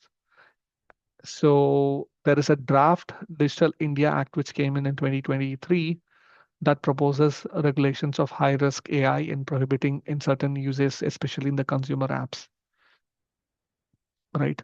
In terms of the AI regulations in India, the key strategies and principles is the National Strategy for Artificial Intelligence, which started in 2018, which emphasizes in responsible AI, especially in protecting ethics, privacies, and securities. The principles of responsible AI outlines the broad guidelines, especially in ethical management and stakeholders. The regulatory bodies, if you look at it, it's Ministry of Electronics and Information Technology, which leads the AI strategy and policies. There are advisory non-governmental organizations, which also contributes to the input. Also, the Ministry of Commerce and Industry, there is a AI task force which aims that it will ensure that future regulatory bodies are available. When we look at enforcement and risk, the penalties falls under non-existing AI laws for violations and misuse. So not much are emphasized. For example, the focus remains on innovations, balanced risk. Um, so it's a kind of a trade-off when we compare the regulations with Europe versus India on a very high level. So with that, we finish the module of responsible AI and the case studies. Now we have 6 minutes. I will open to a Q&A session. So either you can ask the questions or you can type the questions in the webinar chat.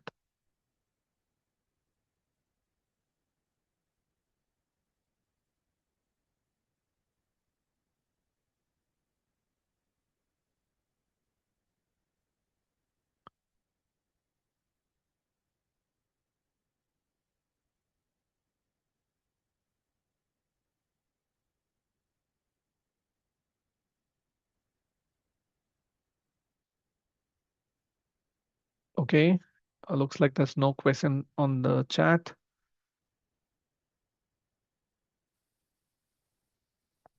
Hi, Yeah, hi. everyone.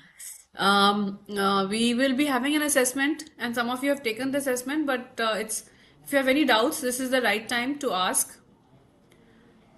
Um,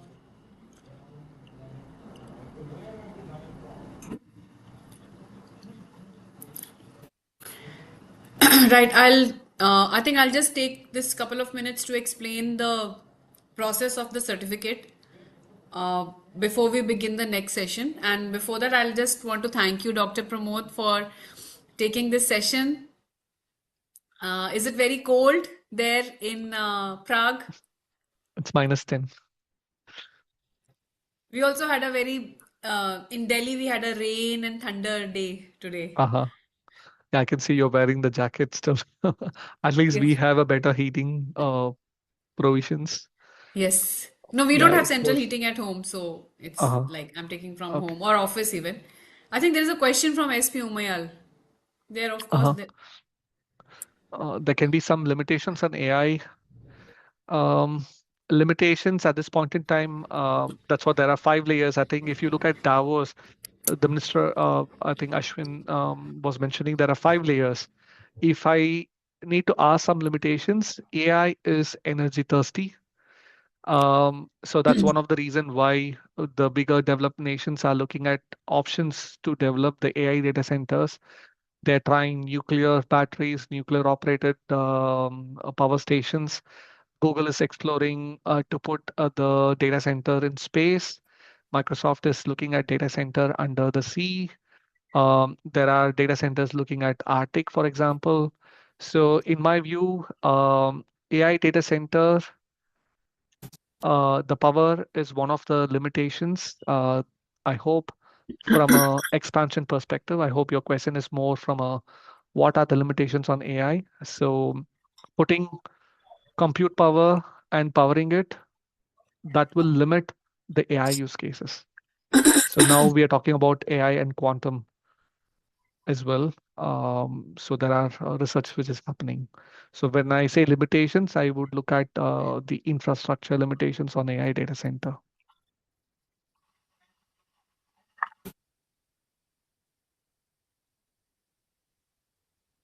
And then availability of the chipsets, controlling of the supply chain of rare earth metals. Like you all know that Trump wants the piece of Greenland, and Europe is against it, and China controls the entire rare earth metals supply chain, which means that US is not giving the AI chips to China, while China provides the rare earth metals for EV and for developing the chipsets. So it's a catch-22 situation. So these are all few limitations in AI world. Right. Thank you so much. We are almost Yeah, on the dot. thank you. Thank you, Dr. Pramod, for Yeah, joining us and see you. taking this session. A very informative session. Thank you so much. Yeah, sure. See you. Bye. Thank you.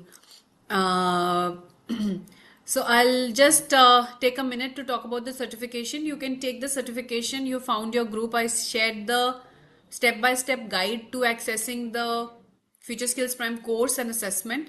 You can complete the course and then take the assessment. Or if you have been listening to all the sessions, you can just take the assessment directly. Once you take the assessment, we are giving you time till Sunday evening. You can take the assessment. Monday is a national holiday, so on Tuesday we'll be taking out the results, and we will be putting it up on AICT website. And after that, you can take it from there and then fill in the feedback form, and then you'll be able to download your certificate. So that's the process for the certification. I hope that's clear. And now I'd like to welcome our next trainer. Ms. Neeta Khare is joining us from TCS. Welcome, Neeta. I'll request you to turn on your camera. Yes. Hello, Hello. Neeta. So nice to see you. Hi everyone. Good evening. Yes, good evening. And okay, you can take the test till Monday. That's fine.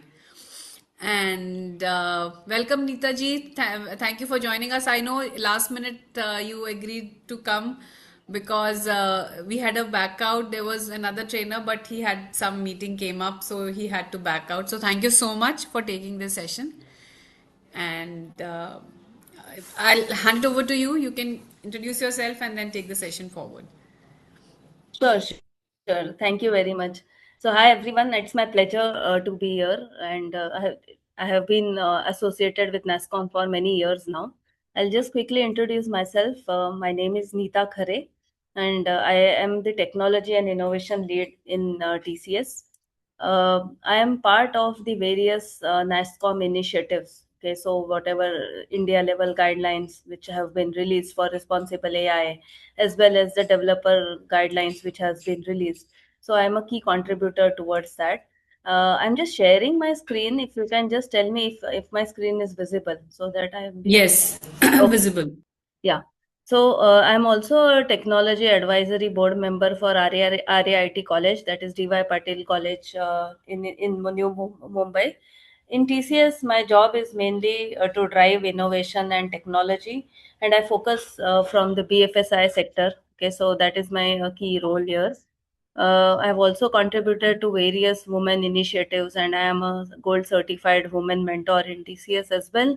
Also, I have cleared the independent director IICA exam. Okay, so I am a certified independent director as of now. So this is my quick background. I have around 23 years of experience in the industry, and it is totally in technology and innovation. Okay. So wherever there is new technology, wherever there is new innovation, I'm always there. Okay. So that is what the role I have been playing. Some ground rules for this presentation. I'll be taking pauses in between. Okay. In case if you have any queries, feel free to type in the chat window. I'll take pauses after every section, and I'm going to address your queries. But I think before we start, if you can just quickly post that which college you belong to, so that I understand that what is your college and which is the location of your college. This is just for my understanding, so that I understand the audience better, and I'll try my best to do justice to this topic. I have got a lot of demos. Okay, so around I think 6 7 demos I plan to show you as part of this session, and I'm sure I'll make it equal interesting as well. So I just I'll take a minute pause. If you can quickly type in the chat that which college you belong to, so that I understand the audience better.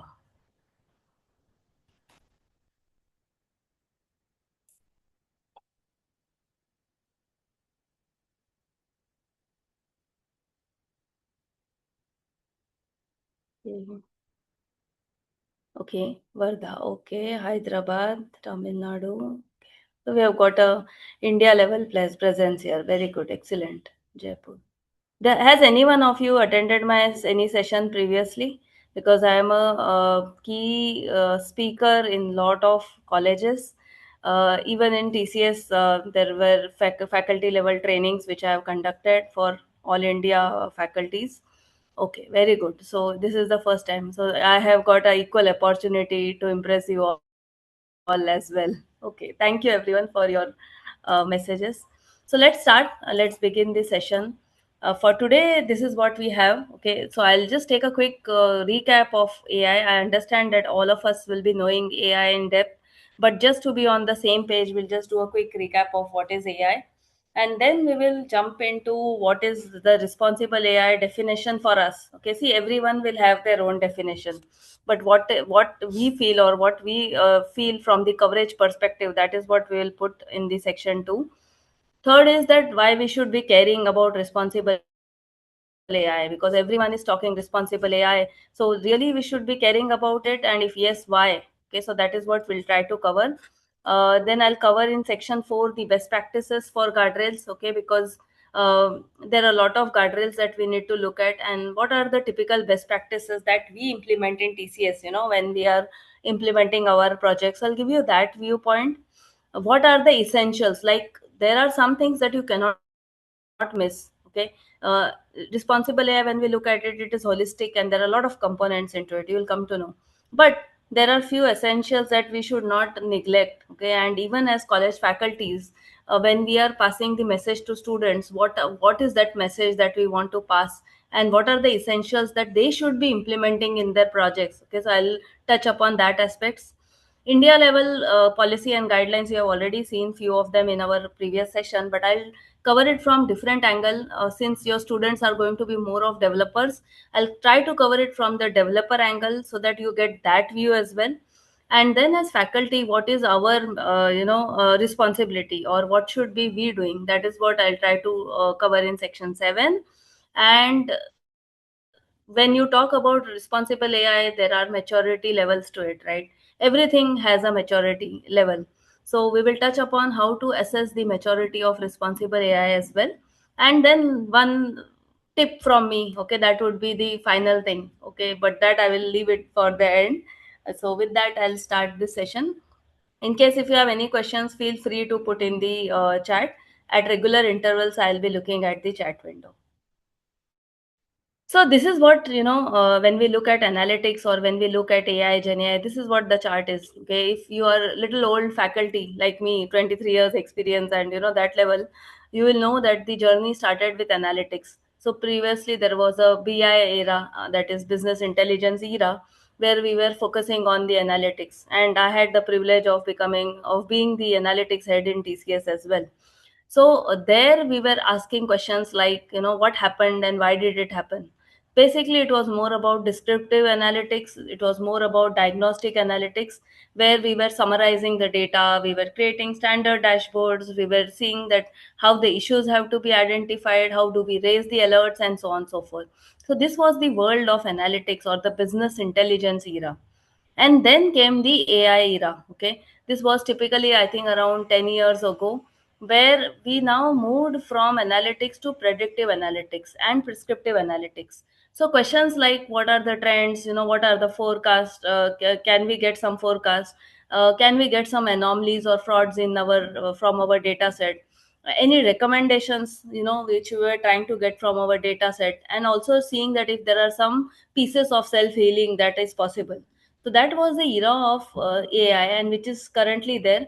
Nowadays people try to call it traditional AI. Okay, I though don't like the term, but then a lot of people talk about it as a traditional AI era, okay, or a traditional AI solution, or you will be hearing this word quite often. Then came the world of generative AI some 5 years back, where it was now more about complementing AI. That means it was more about generating something. Okay, that something was content. Now, content were of various types. It was text, which was both structured as well as unstructured. Then there were audio, images, videos, which were getting generated. So this was a generative era where a lot of things were generated. Okay, so wherever you say content has to be generated, summarization has to be done, emails have to be written, insights have to be formulated, right, in some bullet points and so on and so forth. Wherever you found that there was something that has to be generated, image was generated, new audio files were generated, and so on and so forth. So that is the world of generative era.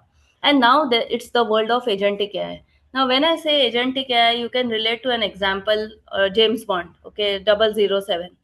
James Bond, if you can relate James Bond, then you understand agentic AI very easily.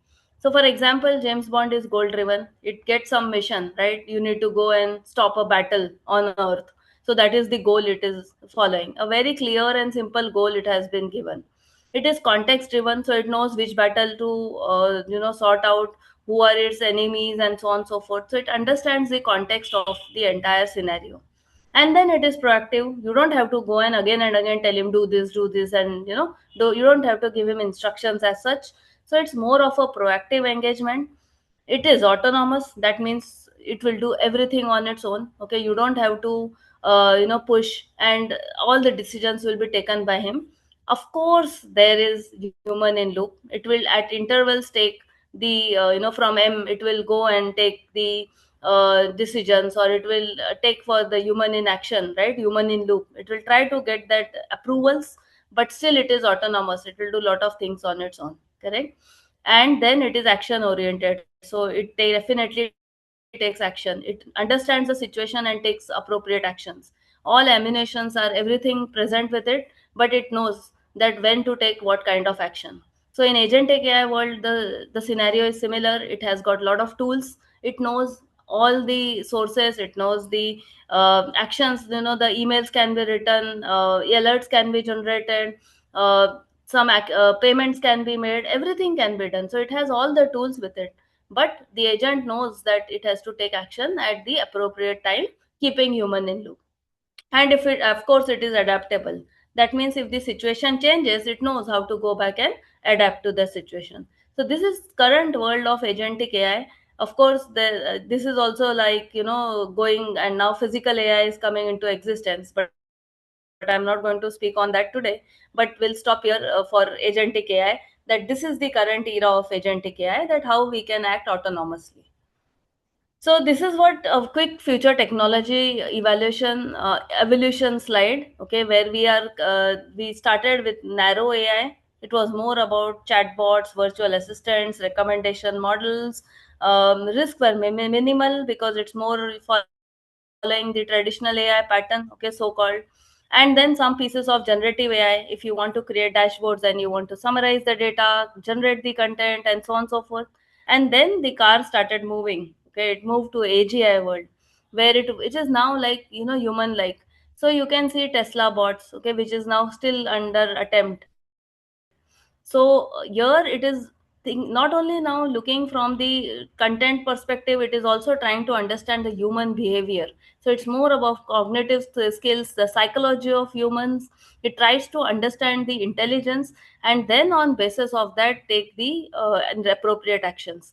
Here the risks are more about ethical and being moral, so that we are not touching the PII data. We are not entering into the any privacy zone of any individual, or we are not taking the behavioral data, more of sensitive data of humans and trying to manipulate it in the way we want, right? So that is the AGI age where there is a risk of being ethical and being moral. Okay, so all the use cases have to be thought in that aspect, and they have to be for the beneficial of humankind or human race. So this is where GenAI fits. So it's on the step, okay, in the middle step of both of narrow and human-like AI. So it is having its presence in both of these eras. And then the third era is where we are heading towards being superhumans.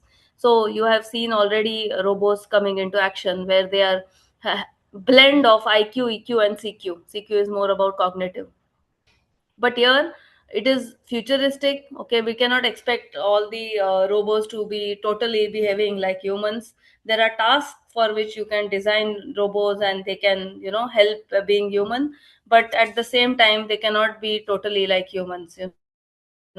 And there is a huge risk here because it is for the existence of mankind. Okay, so you may have seen a lot of Star Wars and that kind of movies.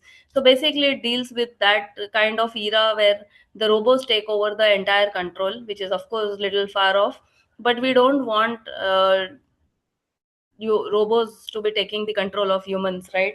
So all the use cases that we think have to be in that direction, that we save it for the betterment of mankind. Okay, and we do not harm the mankind in this entire journey. And it is the collective responsibility of all of us to decide on what kind of use cases should be taken ahead. So these are some of the challenges. Okay, when I say now AI, it is a blend of AI, GenAI, and agentic AI. Okay, so let me be very clear here because now today AI cannot go without GenAI or agentic AI. So when we say AI, it is going to be a blend. If I say agentic AI, it's going to be again a blend of AI, GenAI, and agentic AI. So that is how the nomenclature is, that you cannot, these are all complementary components of each other and cannot be separated from each other.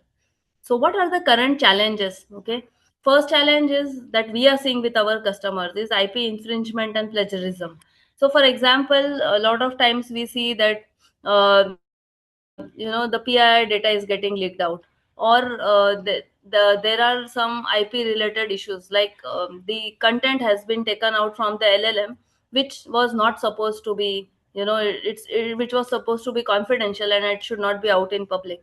So this is what the first problem is. Okay, and we see a lot of what you can say is what a lot of robberies happening in this regards. Okay, some audios are getting stolen, some videos are getting stolen, and so on and so forth. Second is misinformation, privacy, and security. So the information is not correct. Okay, I have seen myself that uh, when I ask chat GPT, okay, of course I'm a AI user and I need to use AI, otherwise I cannot be a AI head, right, in TCS. But at the same time I have to be extremely careful. So when I ask questions to AI, to Google, to Gemini model, or to chat GPT, it gives me very nice answers. Okay, and when I look at it, I don't understand that, it appears that it's very good and it's very original, but when I try to dig the information, I find that it is misinformation. So somewhere it is misinterpreted, or it has touched the privacy and security of some of the documents which were confidential. So extremely, we have to be extremely careful in regards to it. There is huge penalty, huge monetary penalty which is at stake, okay, for all the organizations. You must have seen news in the market. Okay, news coming out, I'm not going to name the organizations, but someone released a public report for one of the customer, and the information was not right, and there was huge amount of penalty that was charged to that particular organization. So such news you will be keep seeing in, if we are not following the second challenge, or if you are not taking care or mitigating the risk of second challenge. Third is bias and discrimination. This is very common and prominent in the AI world, that the LLMs or the models are trained only on specific kind of data. So since they are trained on specific kind of data, the output also is always biased or discriminated in a particular direction. So that is what, the challenge is. The models have to be trained appropriately, with the right amount of data and with the right set of data. Then the fourth challenge is more about responsible and ethical use, so that we don't touch the PII data. Okay, I'll just explain that with a demo that will be more clear. Fifth is everyone is worrying about jobs, correct? And the first question everyone has in mind is that whether I'm going to leave my job, or whether my job will even exist, in the near future. But I would say it is more of a job displacement kind of scenario rather than job replacement. See, in the world when we were in the typewriter world, okay, and when laptops were launched or when laptops came out, that time all the typewriters who were the the steno writers or stenographs, they had that problem. They were worried on their job loss. But then many of them started learning computers, started typing on laptops, and then they could easily get good job and with higher pay. So the situation is similar to that, that it's not about job replacement, it's more about job displacement. That you should be ready with newer technologies, you should be able to learn the newer things, so that you get better opportunities rather than you think about I'm going to lose my job, right? Sixth challenge is more towards agents, because this is the new challenge which I am seeing today. Everyone wants to build agents, and organizations have started building agent farms. Okay, when I say agent farm, it is like, uh, see, I'll give you an example. If you're in a bank, okay, say ICICI Bank, when if you take at ICICI Bank, there would be some agents which are specific to a particular task. So, for example, loan onboarding or customer onboarding, or deposit related, deposit schemes, or it would be forex agent, and so on and so forth. So each department will have their own agents. Okay, each function, I would say, not department. And then there would be agents in the bank which are common across. Like, for example, if anyone wants to use a email facility, so there would be a email agent which will be in ICICI Bank. If anyone wants to do a WhatsApp to any customer, or for any reason, there would be a WhatsApp agent. So these are common, like accelerators, or common set of agents which are common across the organization, which can be leveraged by all the departments. Okay, and the third type of agents are which are outside. Okay, like for example, if you want to get the stock price of a particular organization, like say if you're in ICICI, but if you want to know what is the stock price of TCS, or if you want to figure out that what is the the regulation, so SEBI regulation or RBI regulation. So there would be agents which are there for that kind of jobs, which are third party agents. It would be some agent from SEBI, or it would be some agent from RBI, and so on and so forth. But if you take this agent farm, it is a mix of all the agents which are there together.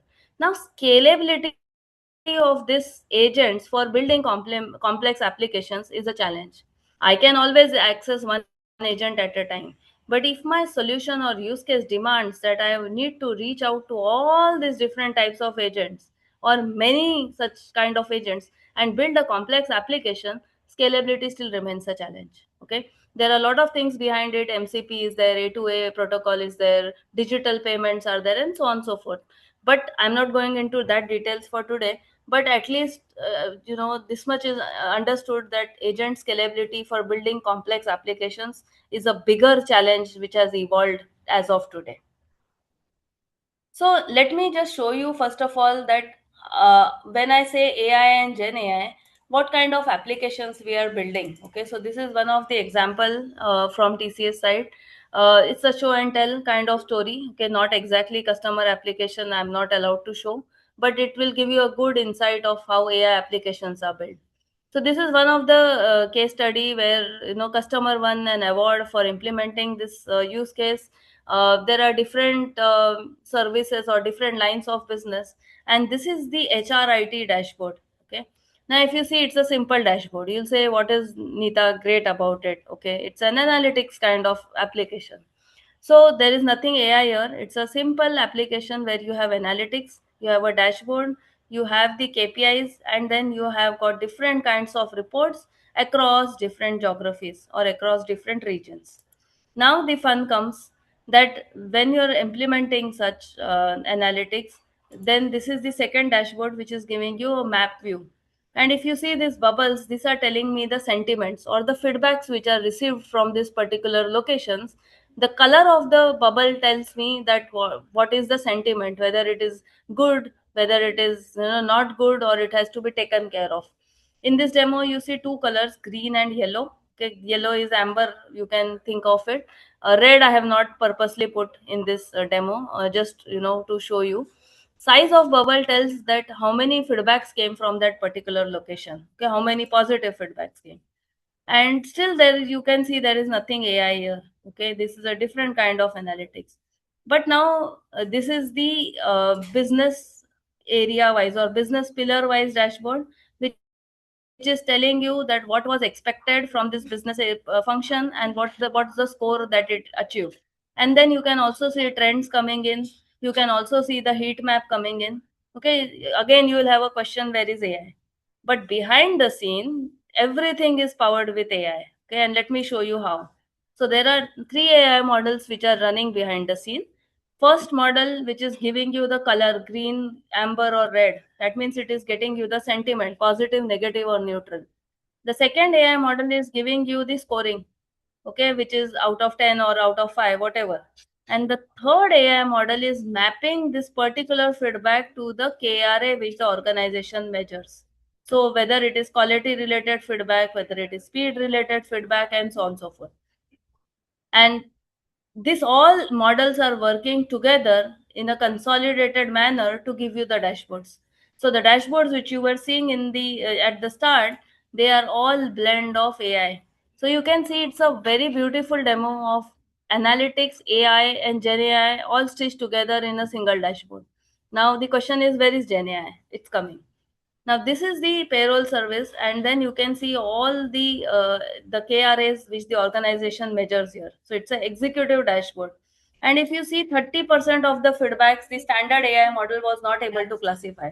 So we wrote here GenAI model. We put here LLM, and with the help of LLM, even these feedbacks were being able to classified into this particular category. So that was the area where we used GenAI. After that, when we tried to summarize the dashboard, when we tried to summarize all the feedbacks here, that is where we used generative AI. So to each department, when we were sending the reports, we were summarizing all the comments, and the Gen AI was helping us to do that. At the same time, since this is Power BI, Power BI comes with Power BI Copilot. So the Copilot was helping us to, as an agent, as a chatbot, to get all the newer dashboards, newer charts, and to get the insights from this all reports. So there were 60 reports which were built as part of this solution, and it was not possible for any human to go through all these 60 reports at one go, right? So the chatbot was helping in that. That is not there in the demo, but I think you will be able to visualize it, since it is show and tell, and it cannot be brought out of the any environment, account environment. We have to at least be with this kind of demonstration. So I just wanted to show you, and this is the what if story. If you click on any of this, it will tell you that how the categories are changing and how it drills down to the exact feedback that we are trying to figure out. So this is a very beautiful demo of where analytics, AI, Gen AI is all stitched together in a single demonstration. I'll just take a quick second break and see if you have put any questions. I hope you are able to see my screen, right? Because someone is written that I'm not able to see the screen.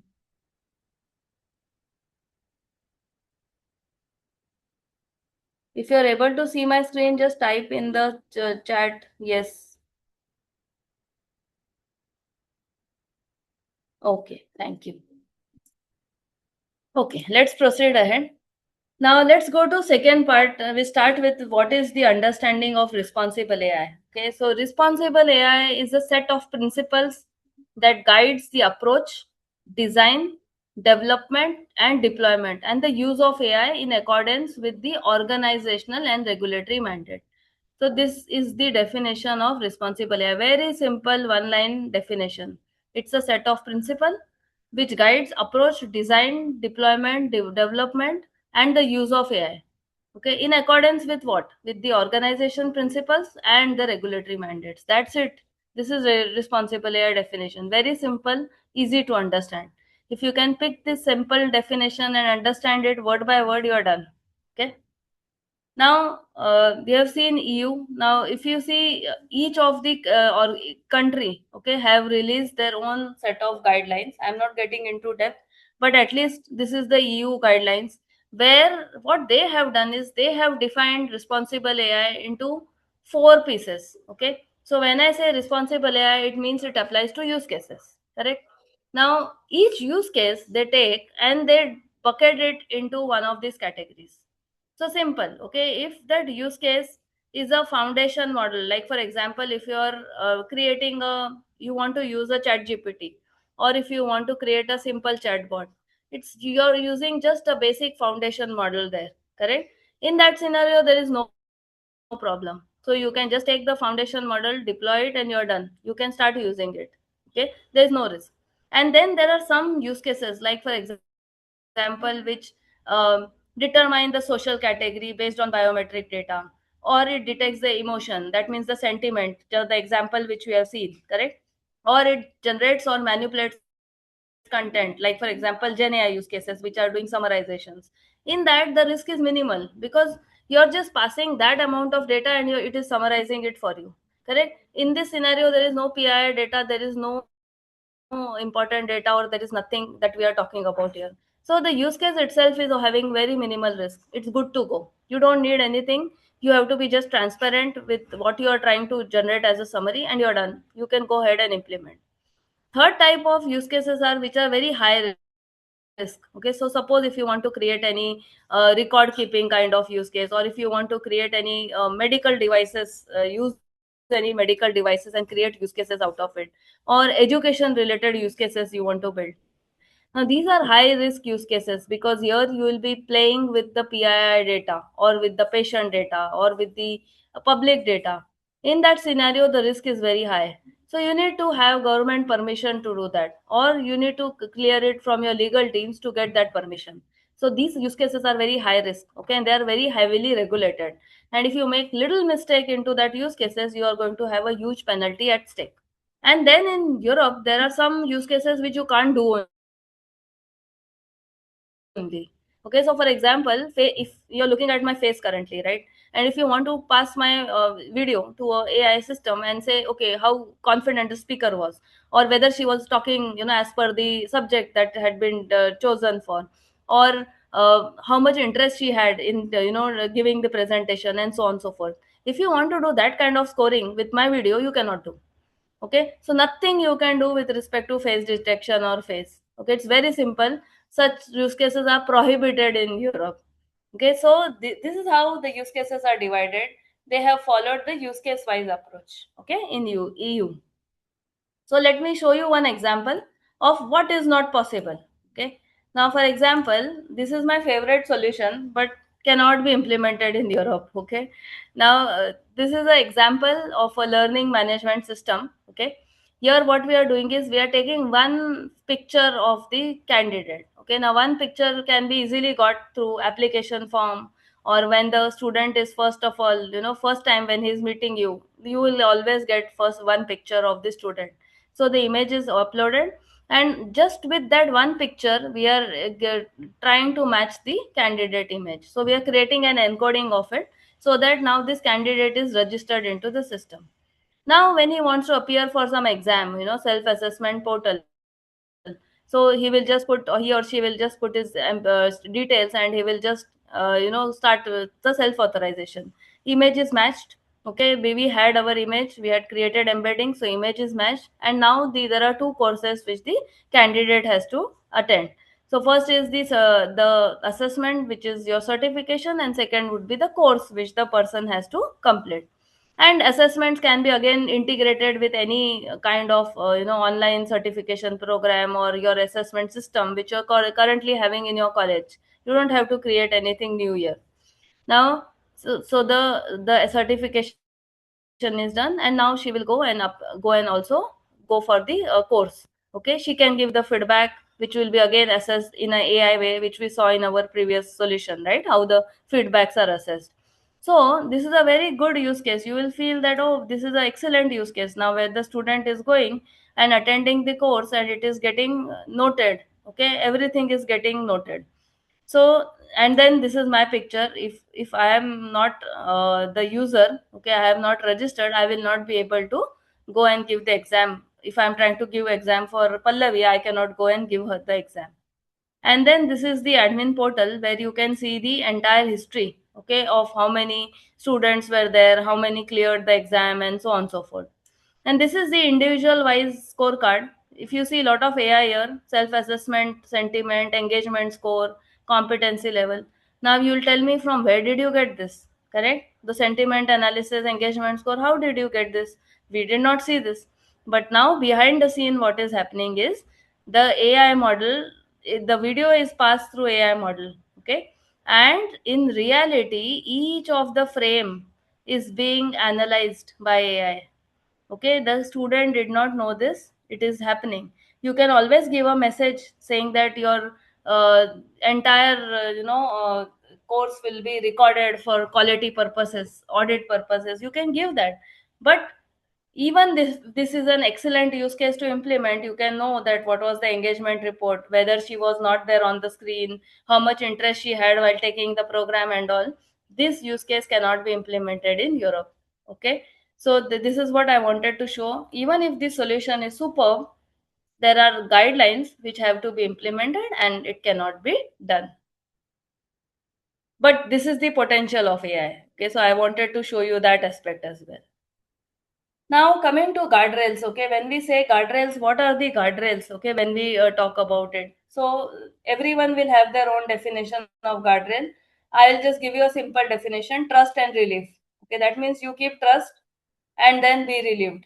Okay, trust. Each of this word translates into a guardrail. So transparency and accountability, regulatory industry practices, use case categorization, social responsibility, technology tools and application security, reliability and safety, education training, legal privacy, inclusion, explainability, fairness. Out of this, many are governance related guardrails and many are actual implementation related guardrails. So, for example, if you take social responsibility, okay, if you take legacy and privacy, okay, or if you take in use case categorization, these have to be regulated. These are governance related, regulatory and industry practices. These are all regulatory related guidelines. But if you take explainability, if you take fairness, if you take technology tools, these have to be implemented into your project, correct? Into your solution. So they are tool related or project related guardrails. So we have to distinguish between whether they are governance related guardrail or whether they are tools and technology, so that they have to be implemented into your solution. So before that, why should we care? Okay, so there are two things, that there are business risks which are imposed. So to mitigate this business risk, we should care. Okay, so it should the what are the business risk? Ethical, legal, monetary risk, PR disaster, mistrust, and customer experience. So these are the risks which are going to be imposed if we don't follow responsible AI. And what value it creates. So even if you implement responsible AI, there is value that it is creating. So it creates value like it is aligned to your business value. Your business gets confidence, customer confidence comes into picture, loyalty of employees are there, investor appeals, because when investor sees that you have implemented guardrails and if you are following all the regulations, they will be more happy to invest. And it is of course alignment with ESG. So finally, responsible AI helps as becoming trust as a differentiator for all the stakeholders: employee, customer, community, and government. Okay, and this is the reason responsible AI is important. Now let us see an example of the guardrails. Okay, so this is the third demo. Now I'll show you one video. You can see the guardrails implemented and you will see the guardrails not implemented. So for example, here you're asking a question that how many employees are there, okay, or how many workers are there in a particular location, and it is giving you the answer. Okay, so system is giving you answer 100 workers. This is a PII data, okay, in Saudi Arabia for an organization. It cannot be shown onto the bot. It cannot be shown into the solution. There is no guardrail. That's why it is giving you the answer. And if you take the same question with guardrails implemented, it will not give you the answer. It will tell you that it is sensitive information. I am not able to give you the answers here. I am sorry. I am not going to give you the answer to this. So this is a difference between implementing a guardrail and not implementing a guardrail. Huge fine at stake. Okay, huge monetary money is at stake here. Okay. Similarly, if you are asking the telephone number or contact details of anyone, you cannot ask. Okay. So these are all the important things that you should know.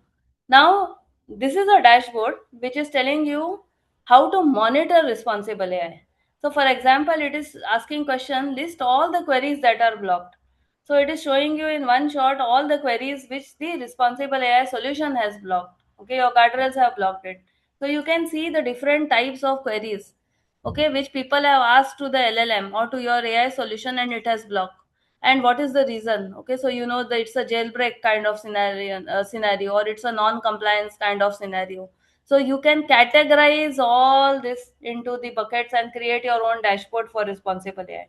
Now, this is where students have to learn how to implement such dashboards, how to implement guardrails, and how to create responsible AI dashboards, which I don't see students creating in their day-to-day projects. Okay, so this is the request to all the faculties, that when your students are creating the solutions, they should be implementing such guardrails, and it should be a integral part or important piece of their project. Okay, otherwise it is a big problem. Now let's see what are the best practices for guardrails. So we saw trust and relief. Okay. Now I don't get overwhelmed with this slide. This is just to show you the depth of what we have when we implement in TCS. Okay, for our customers. So you saw trust and relief. In each of this, we have got the series, the low level line items which are defining what you mean by transparency and accountability. So here, if you take use case categorization, these are the three things which are defining what do you mean by use case categorization. So let me take one example of use case which is easy to understand. So for example, use case categorization means that first of all, are you categorizing the use case into prohibited usage, high, average, low risk? You saw in the EU guidelines, correct? Second is implementing appropriate risk management processes. And third is whether you have selected the right use case. Now, this chart will be contextualized for each customer, for each use case, okay, and depending on the geography. So you think about it, this is just one example or representation of what I'm showing you. When we actually go and implement, we create this chart for that particular customer, for that particular organization, keeping in mind the use case, the geography, and the type of solution that we are trying to build there.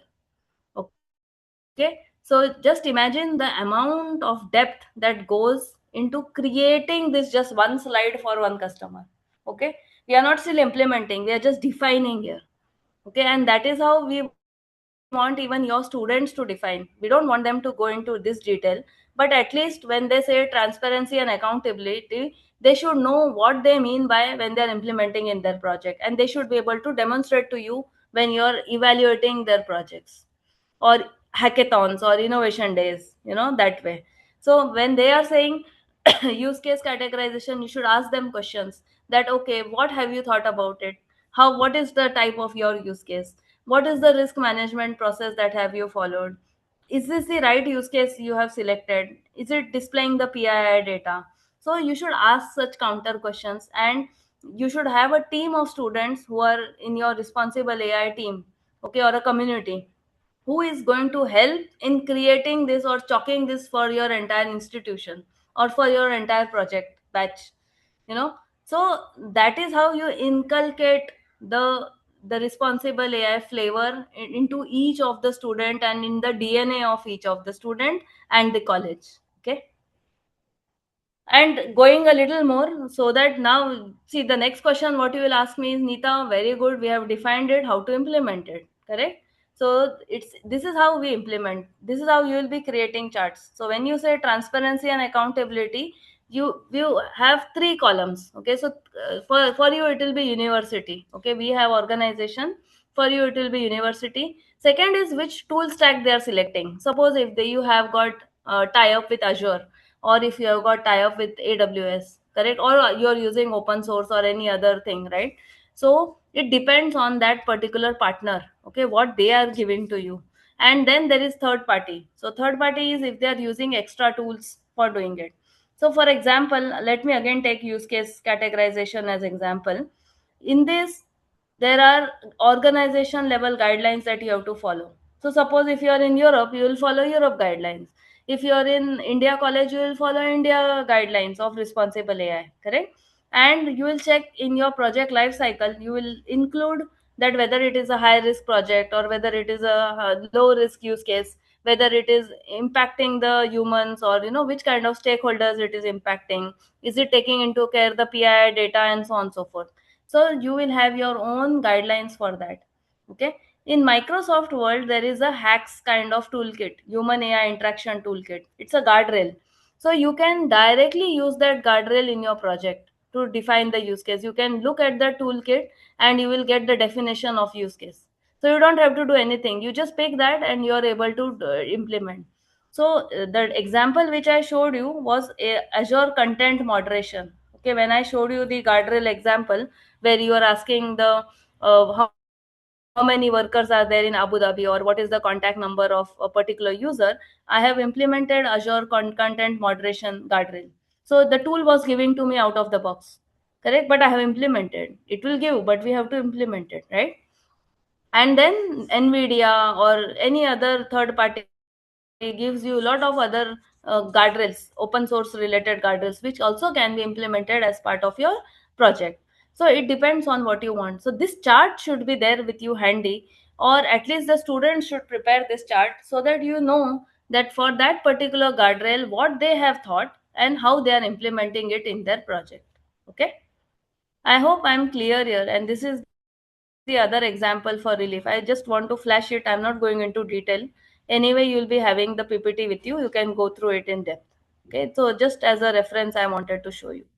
I'll take a pause here before I go further and see if you have any queries, because this is very important section.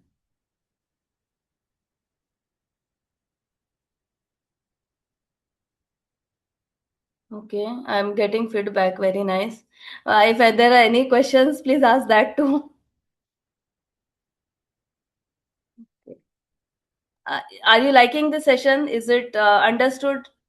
At least give me that feedback so that I can move ahead.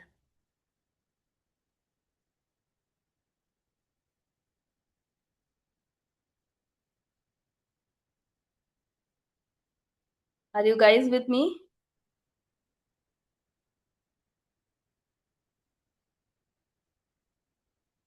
Okay. Okay, then let's go ahead. Yeah, fine. Now let's see that what are the essentials. Okay, now again, this is very important slide. As I said, that responsible AI, a lot of things are with respect to governance part, and what are the few things we have to do. So you can say that lot in responsible AI, right? But there are few things you cannot let go of, and that few things are five things. First is organizational commitment. You can look at it as your university commitment. Okay. Second is compliance. Third is tools and technology infrastructure. Fourth is culture, and fifth is life cycle integration. Now what does it mean? Okay, for each I'll give you one example. So for example, organization commitment is you should have an enterprise AI office. Now in our organizations for customers, we have enterprise AI office, right? For you will have your university office. Okay, you can think about it as student committee. You can replicate this as a student community. Okay, so that when they go and into organizations, or when they get jobs, they understand this committee and AI office. So There are many stakeholders into this office. First is the strategy and steering committee, which decides on what guardrails should be implemented, how the document should be, which guardrails they should be following, what are the rules on the ground, how are you going to govern, and so on and so forth, right? And then there is a governance and oversight team who is going to actually check whether the guardrails are implemented. They're going to look at it from the entire governance perspective. All the slides now, whichever they follow from governance perspective, they will be monitoring that, they will be reviewing it, correct? Third is the developers or your teams, your project teams, who are actually going to follow the standards, who are going to follow the reference architecture, who are going to implement all the tools and frameworks which are required for responsible AI, correct? And then you have your actual developers, okay, who are going to go and the code, okay, they are just going to go and code, who are going to administrator, who are going to support, who are going to monitor it on ongoing basis. So basically these two teams could be similar, for you guys in college. For us they are two separate stakeholders, altogether. But you can think about forming such a strategy team. This is called as the enterprise AI office, okay? So this is part of the organizational commitment that the organization or university is committed to follow responsible AI. And the second part is observability part, okay? I am not going into detail of this because this is one of the important topics which are currently everyone is talking about, okay? And we can have a different 1.5 hour session on this only. But I just want to bring it out that when you're governing or when you're observing, there are three pieces that you observe, okay? The data, the model, and the application. And in each of them you have got two swim lanes. So for example, when you look at data in your project, you will look at enterprise data and you will also look at the third party public data. When you're thinking about model, you will look at AI or ML model, and also you'll be looking at LLMs.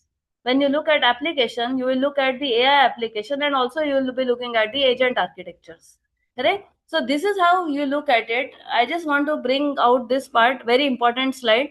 But just remember that when you're doing AI observability, today everyone is talking about that. These are the 6 things that you look from the observability perspective. And there are a lot of tools which are currently available in the market, which are growing and which are getting developed or enhanced day by day as we speak. Some are platform specific and some are platform agnostic, okay? So that means you Azure, AWS, Google, they are, you can use for this kind of solutions.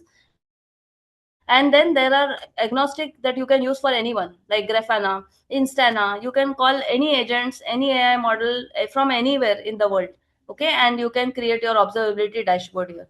What you measure in that? These 5 things from the responsible AI perspective. So you measure the bias and fairness, the content moderation part, privacy, explainability, and the human feedback. I know it's very difficult to digest this slide, but just remember that observability is one of the core area that you need to look at, okay, as faculties, and go deep into it. We can have separate session for this, okay? But as of now, I just wanted to introduce to you this slide. The second part is the role of AI approver, okay? This can be your student or it can be your community mix of student and faculty who will look at it from all the angles. So he'll look at it from the ethical oversight angle. He will look at whether the guidelines, the policy is getting developed properly, risks are identified and assessed in a proper way, which guardrails we are defining and are we complying to that, who are the stakeholders who are part of that entire journey. Is the training and awareness given to everyone, okay, right from students to faculties? Everyone is aware of the entire responsible AI framework. And then there has to be someone who is going to review and approve all the use cases or the projects, from responsible AI perspective. And if there is incident, suppose if you find that some student has created a use case which is violating PII, then what are you going to do? Okay, so this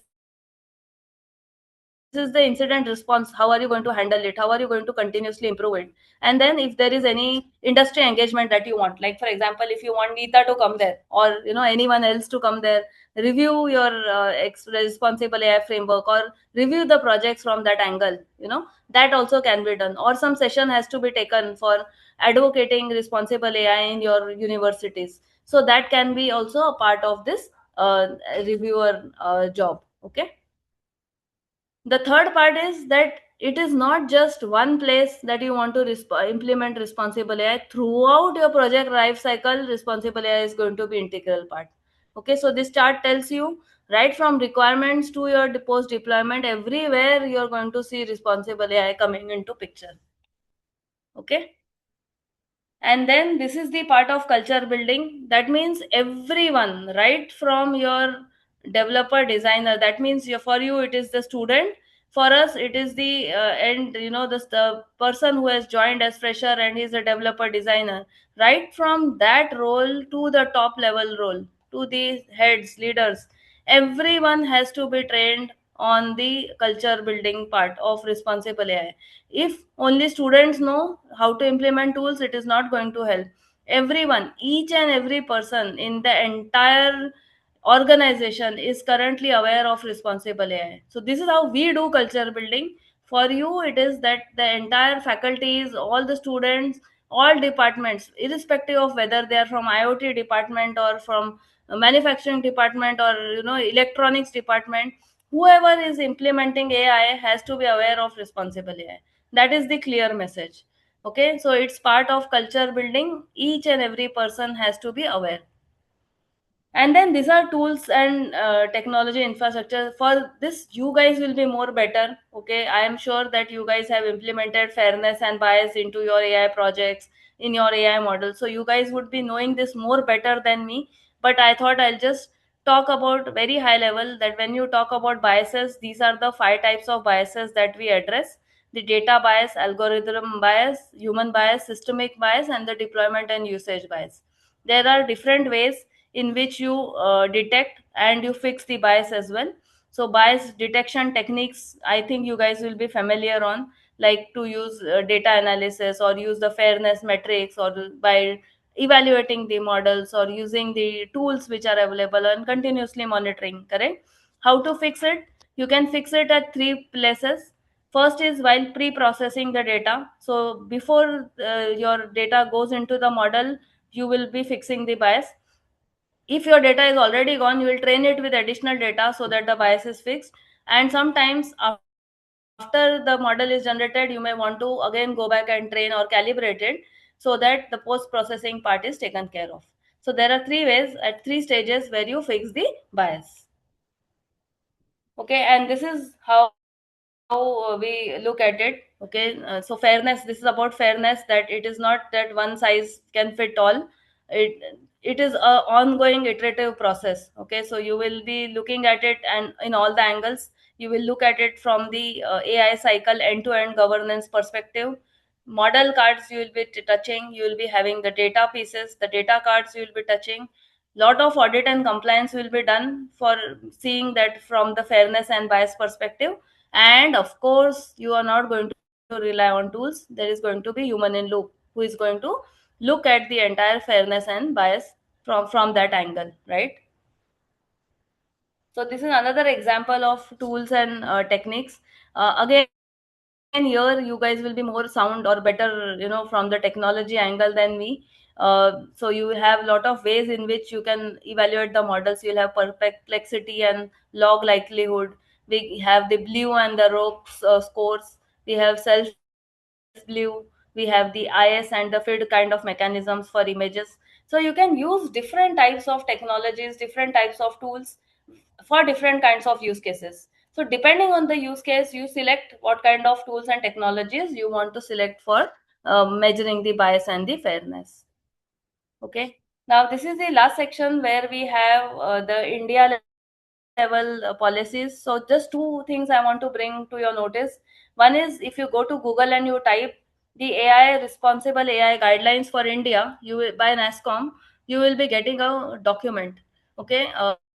I and Atul, he was my supervisor. We are both part of this document writing and review. So we are all one of the key contributors to this document.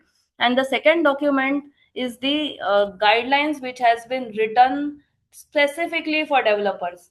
So I want every faculty to look at it. I want every student to look at it, because this tells that when you are starting to build your AI applications, what care you should be taking care of. Okay, and if I have to explain that to you, you in one diagram. This is a chart which has been created.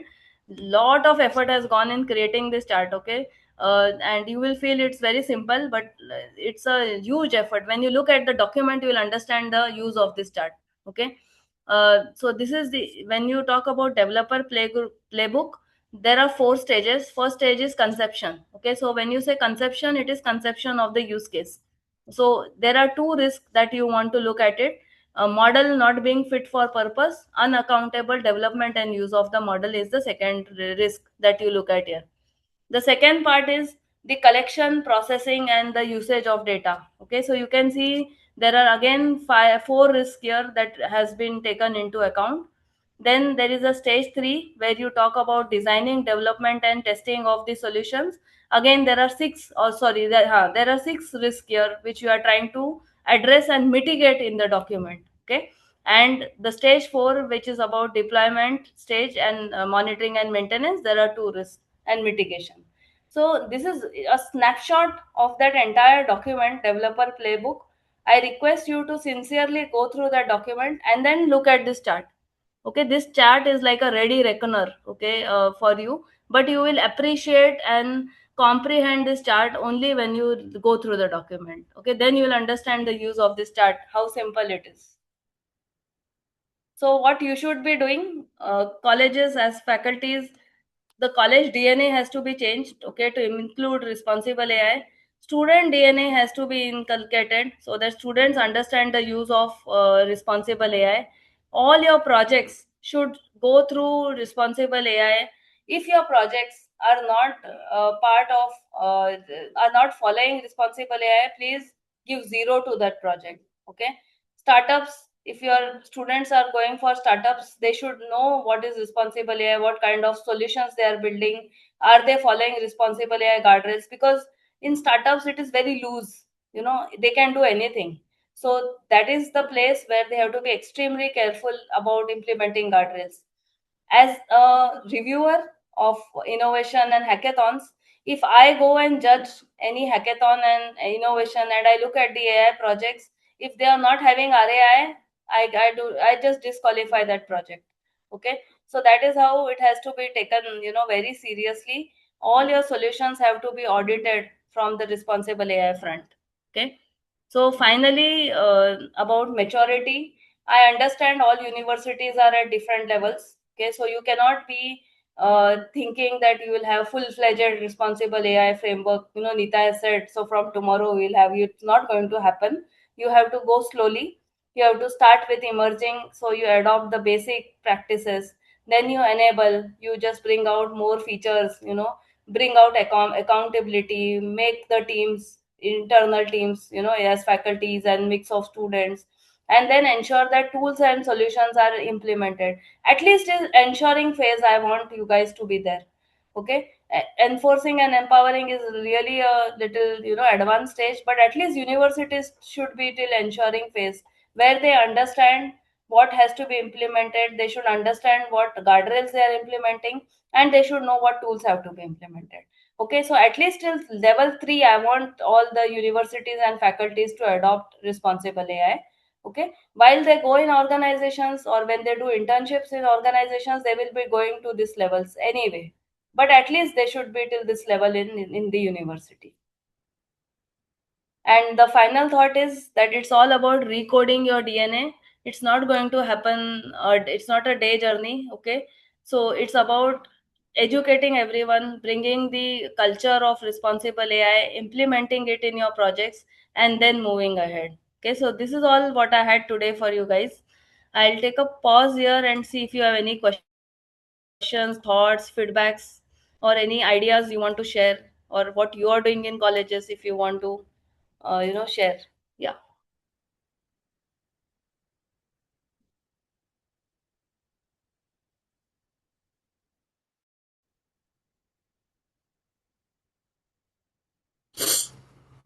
Maybe you can ask a couple of quiz questions or something, Nita, if just Okay. then they can reply.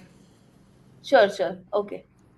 So I ask very simple question: whether responsible AI should be implemented in your college, yes or no?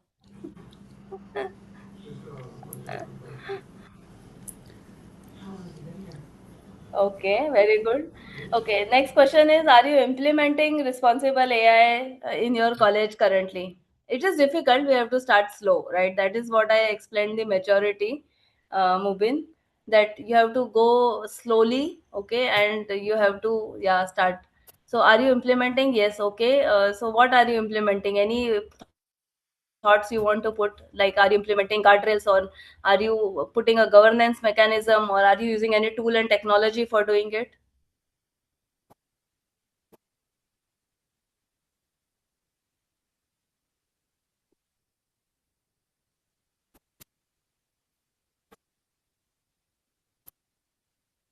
Any college is implementing?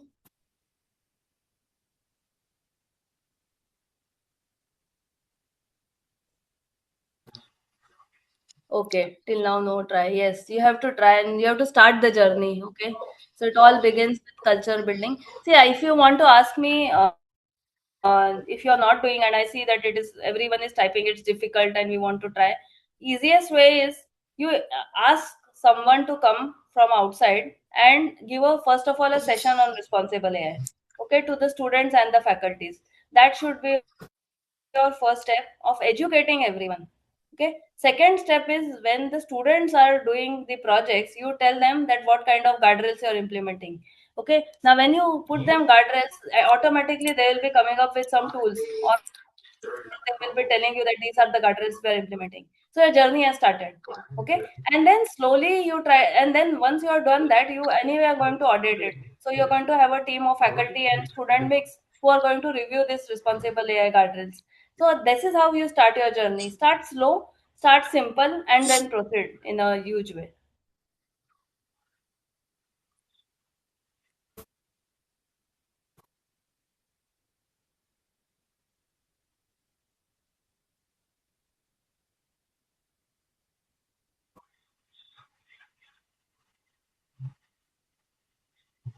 Okay, DP Act is more about Data Privacy and Protection Act. Okay. Now, when you're building the LLM, see, basically, here we are not building LLMs. Okay, where, let me be very clear. When you're implementing in your colleges and all, see, we are not into building LLMs. We are the users of LLMs, correct?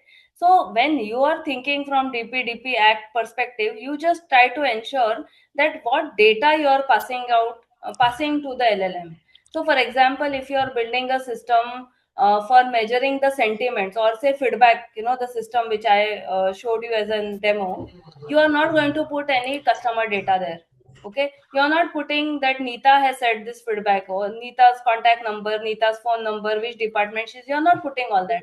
You are just putting the feedback entry. So you are just putting what say from Mumbai location feedback has gone. This is the feedback content and done. Correct. Similarly, suppose if incident is raised, okay, like for example, your Wi-Fi is not working or laptop is not working. If someone has raised such incident and you want to audit that incident, okay, whether it was solved in a proper way, agent was able to has the knowledge to solve that issue or no. If you're trying to build such audit system, even then you just don't pass the information of the user. So you don't pass that, okay, Neeta has raised this incident on so date from this location. You don't have to do all that. You have to just pass the incident detail. So incident number, or maybe incident number also you can mask. You will just say incident type, this was the incident description, and this was the resolution which was done. Now audit this. So it all depends on the use case and what you're passing to LLM. Okay, so this is how we have to think about when you look from the DPDP Act perspective. You don't have to think about building LLM. We are not building it. We are going to train the data further. So while you are training, you ensure that all the guardrails are there in place. You look at the source data and you see that you are not breaking or you're not jailbreaking anything, or you're not putting any unnecessary data, which is confidential data, into the system.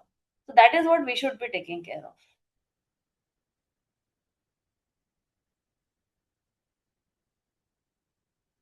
Okay. So you can connect with me over LinkedIn. Okay. My ID is very simple, Neeta Khare. If you just go to LinkedIn, you will find me. If you have any further questions, you can definitely send me message there, and I am anyway there to help you guys. Thank you so much, Neeta. Thank you for taking this session, and especially I love the what is it? The comparison you made between Agentic AI and James Bond. I think that will Yeah. stick in my memory forever. Yes. It's easy to understand as well. Yeah. Yes, yes, yes. Thank you so much. And thank you, all the faculty members. We will see you tomorrow at 2 o'clock. So please join. Tomorrow is a slightly longer day. Tomorrow, please join at 2 o'clock. Thank you so much. Thank you, Thank you. everyone. Bye. Take Thank care. you.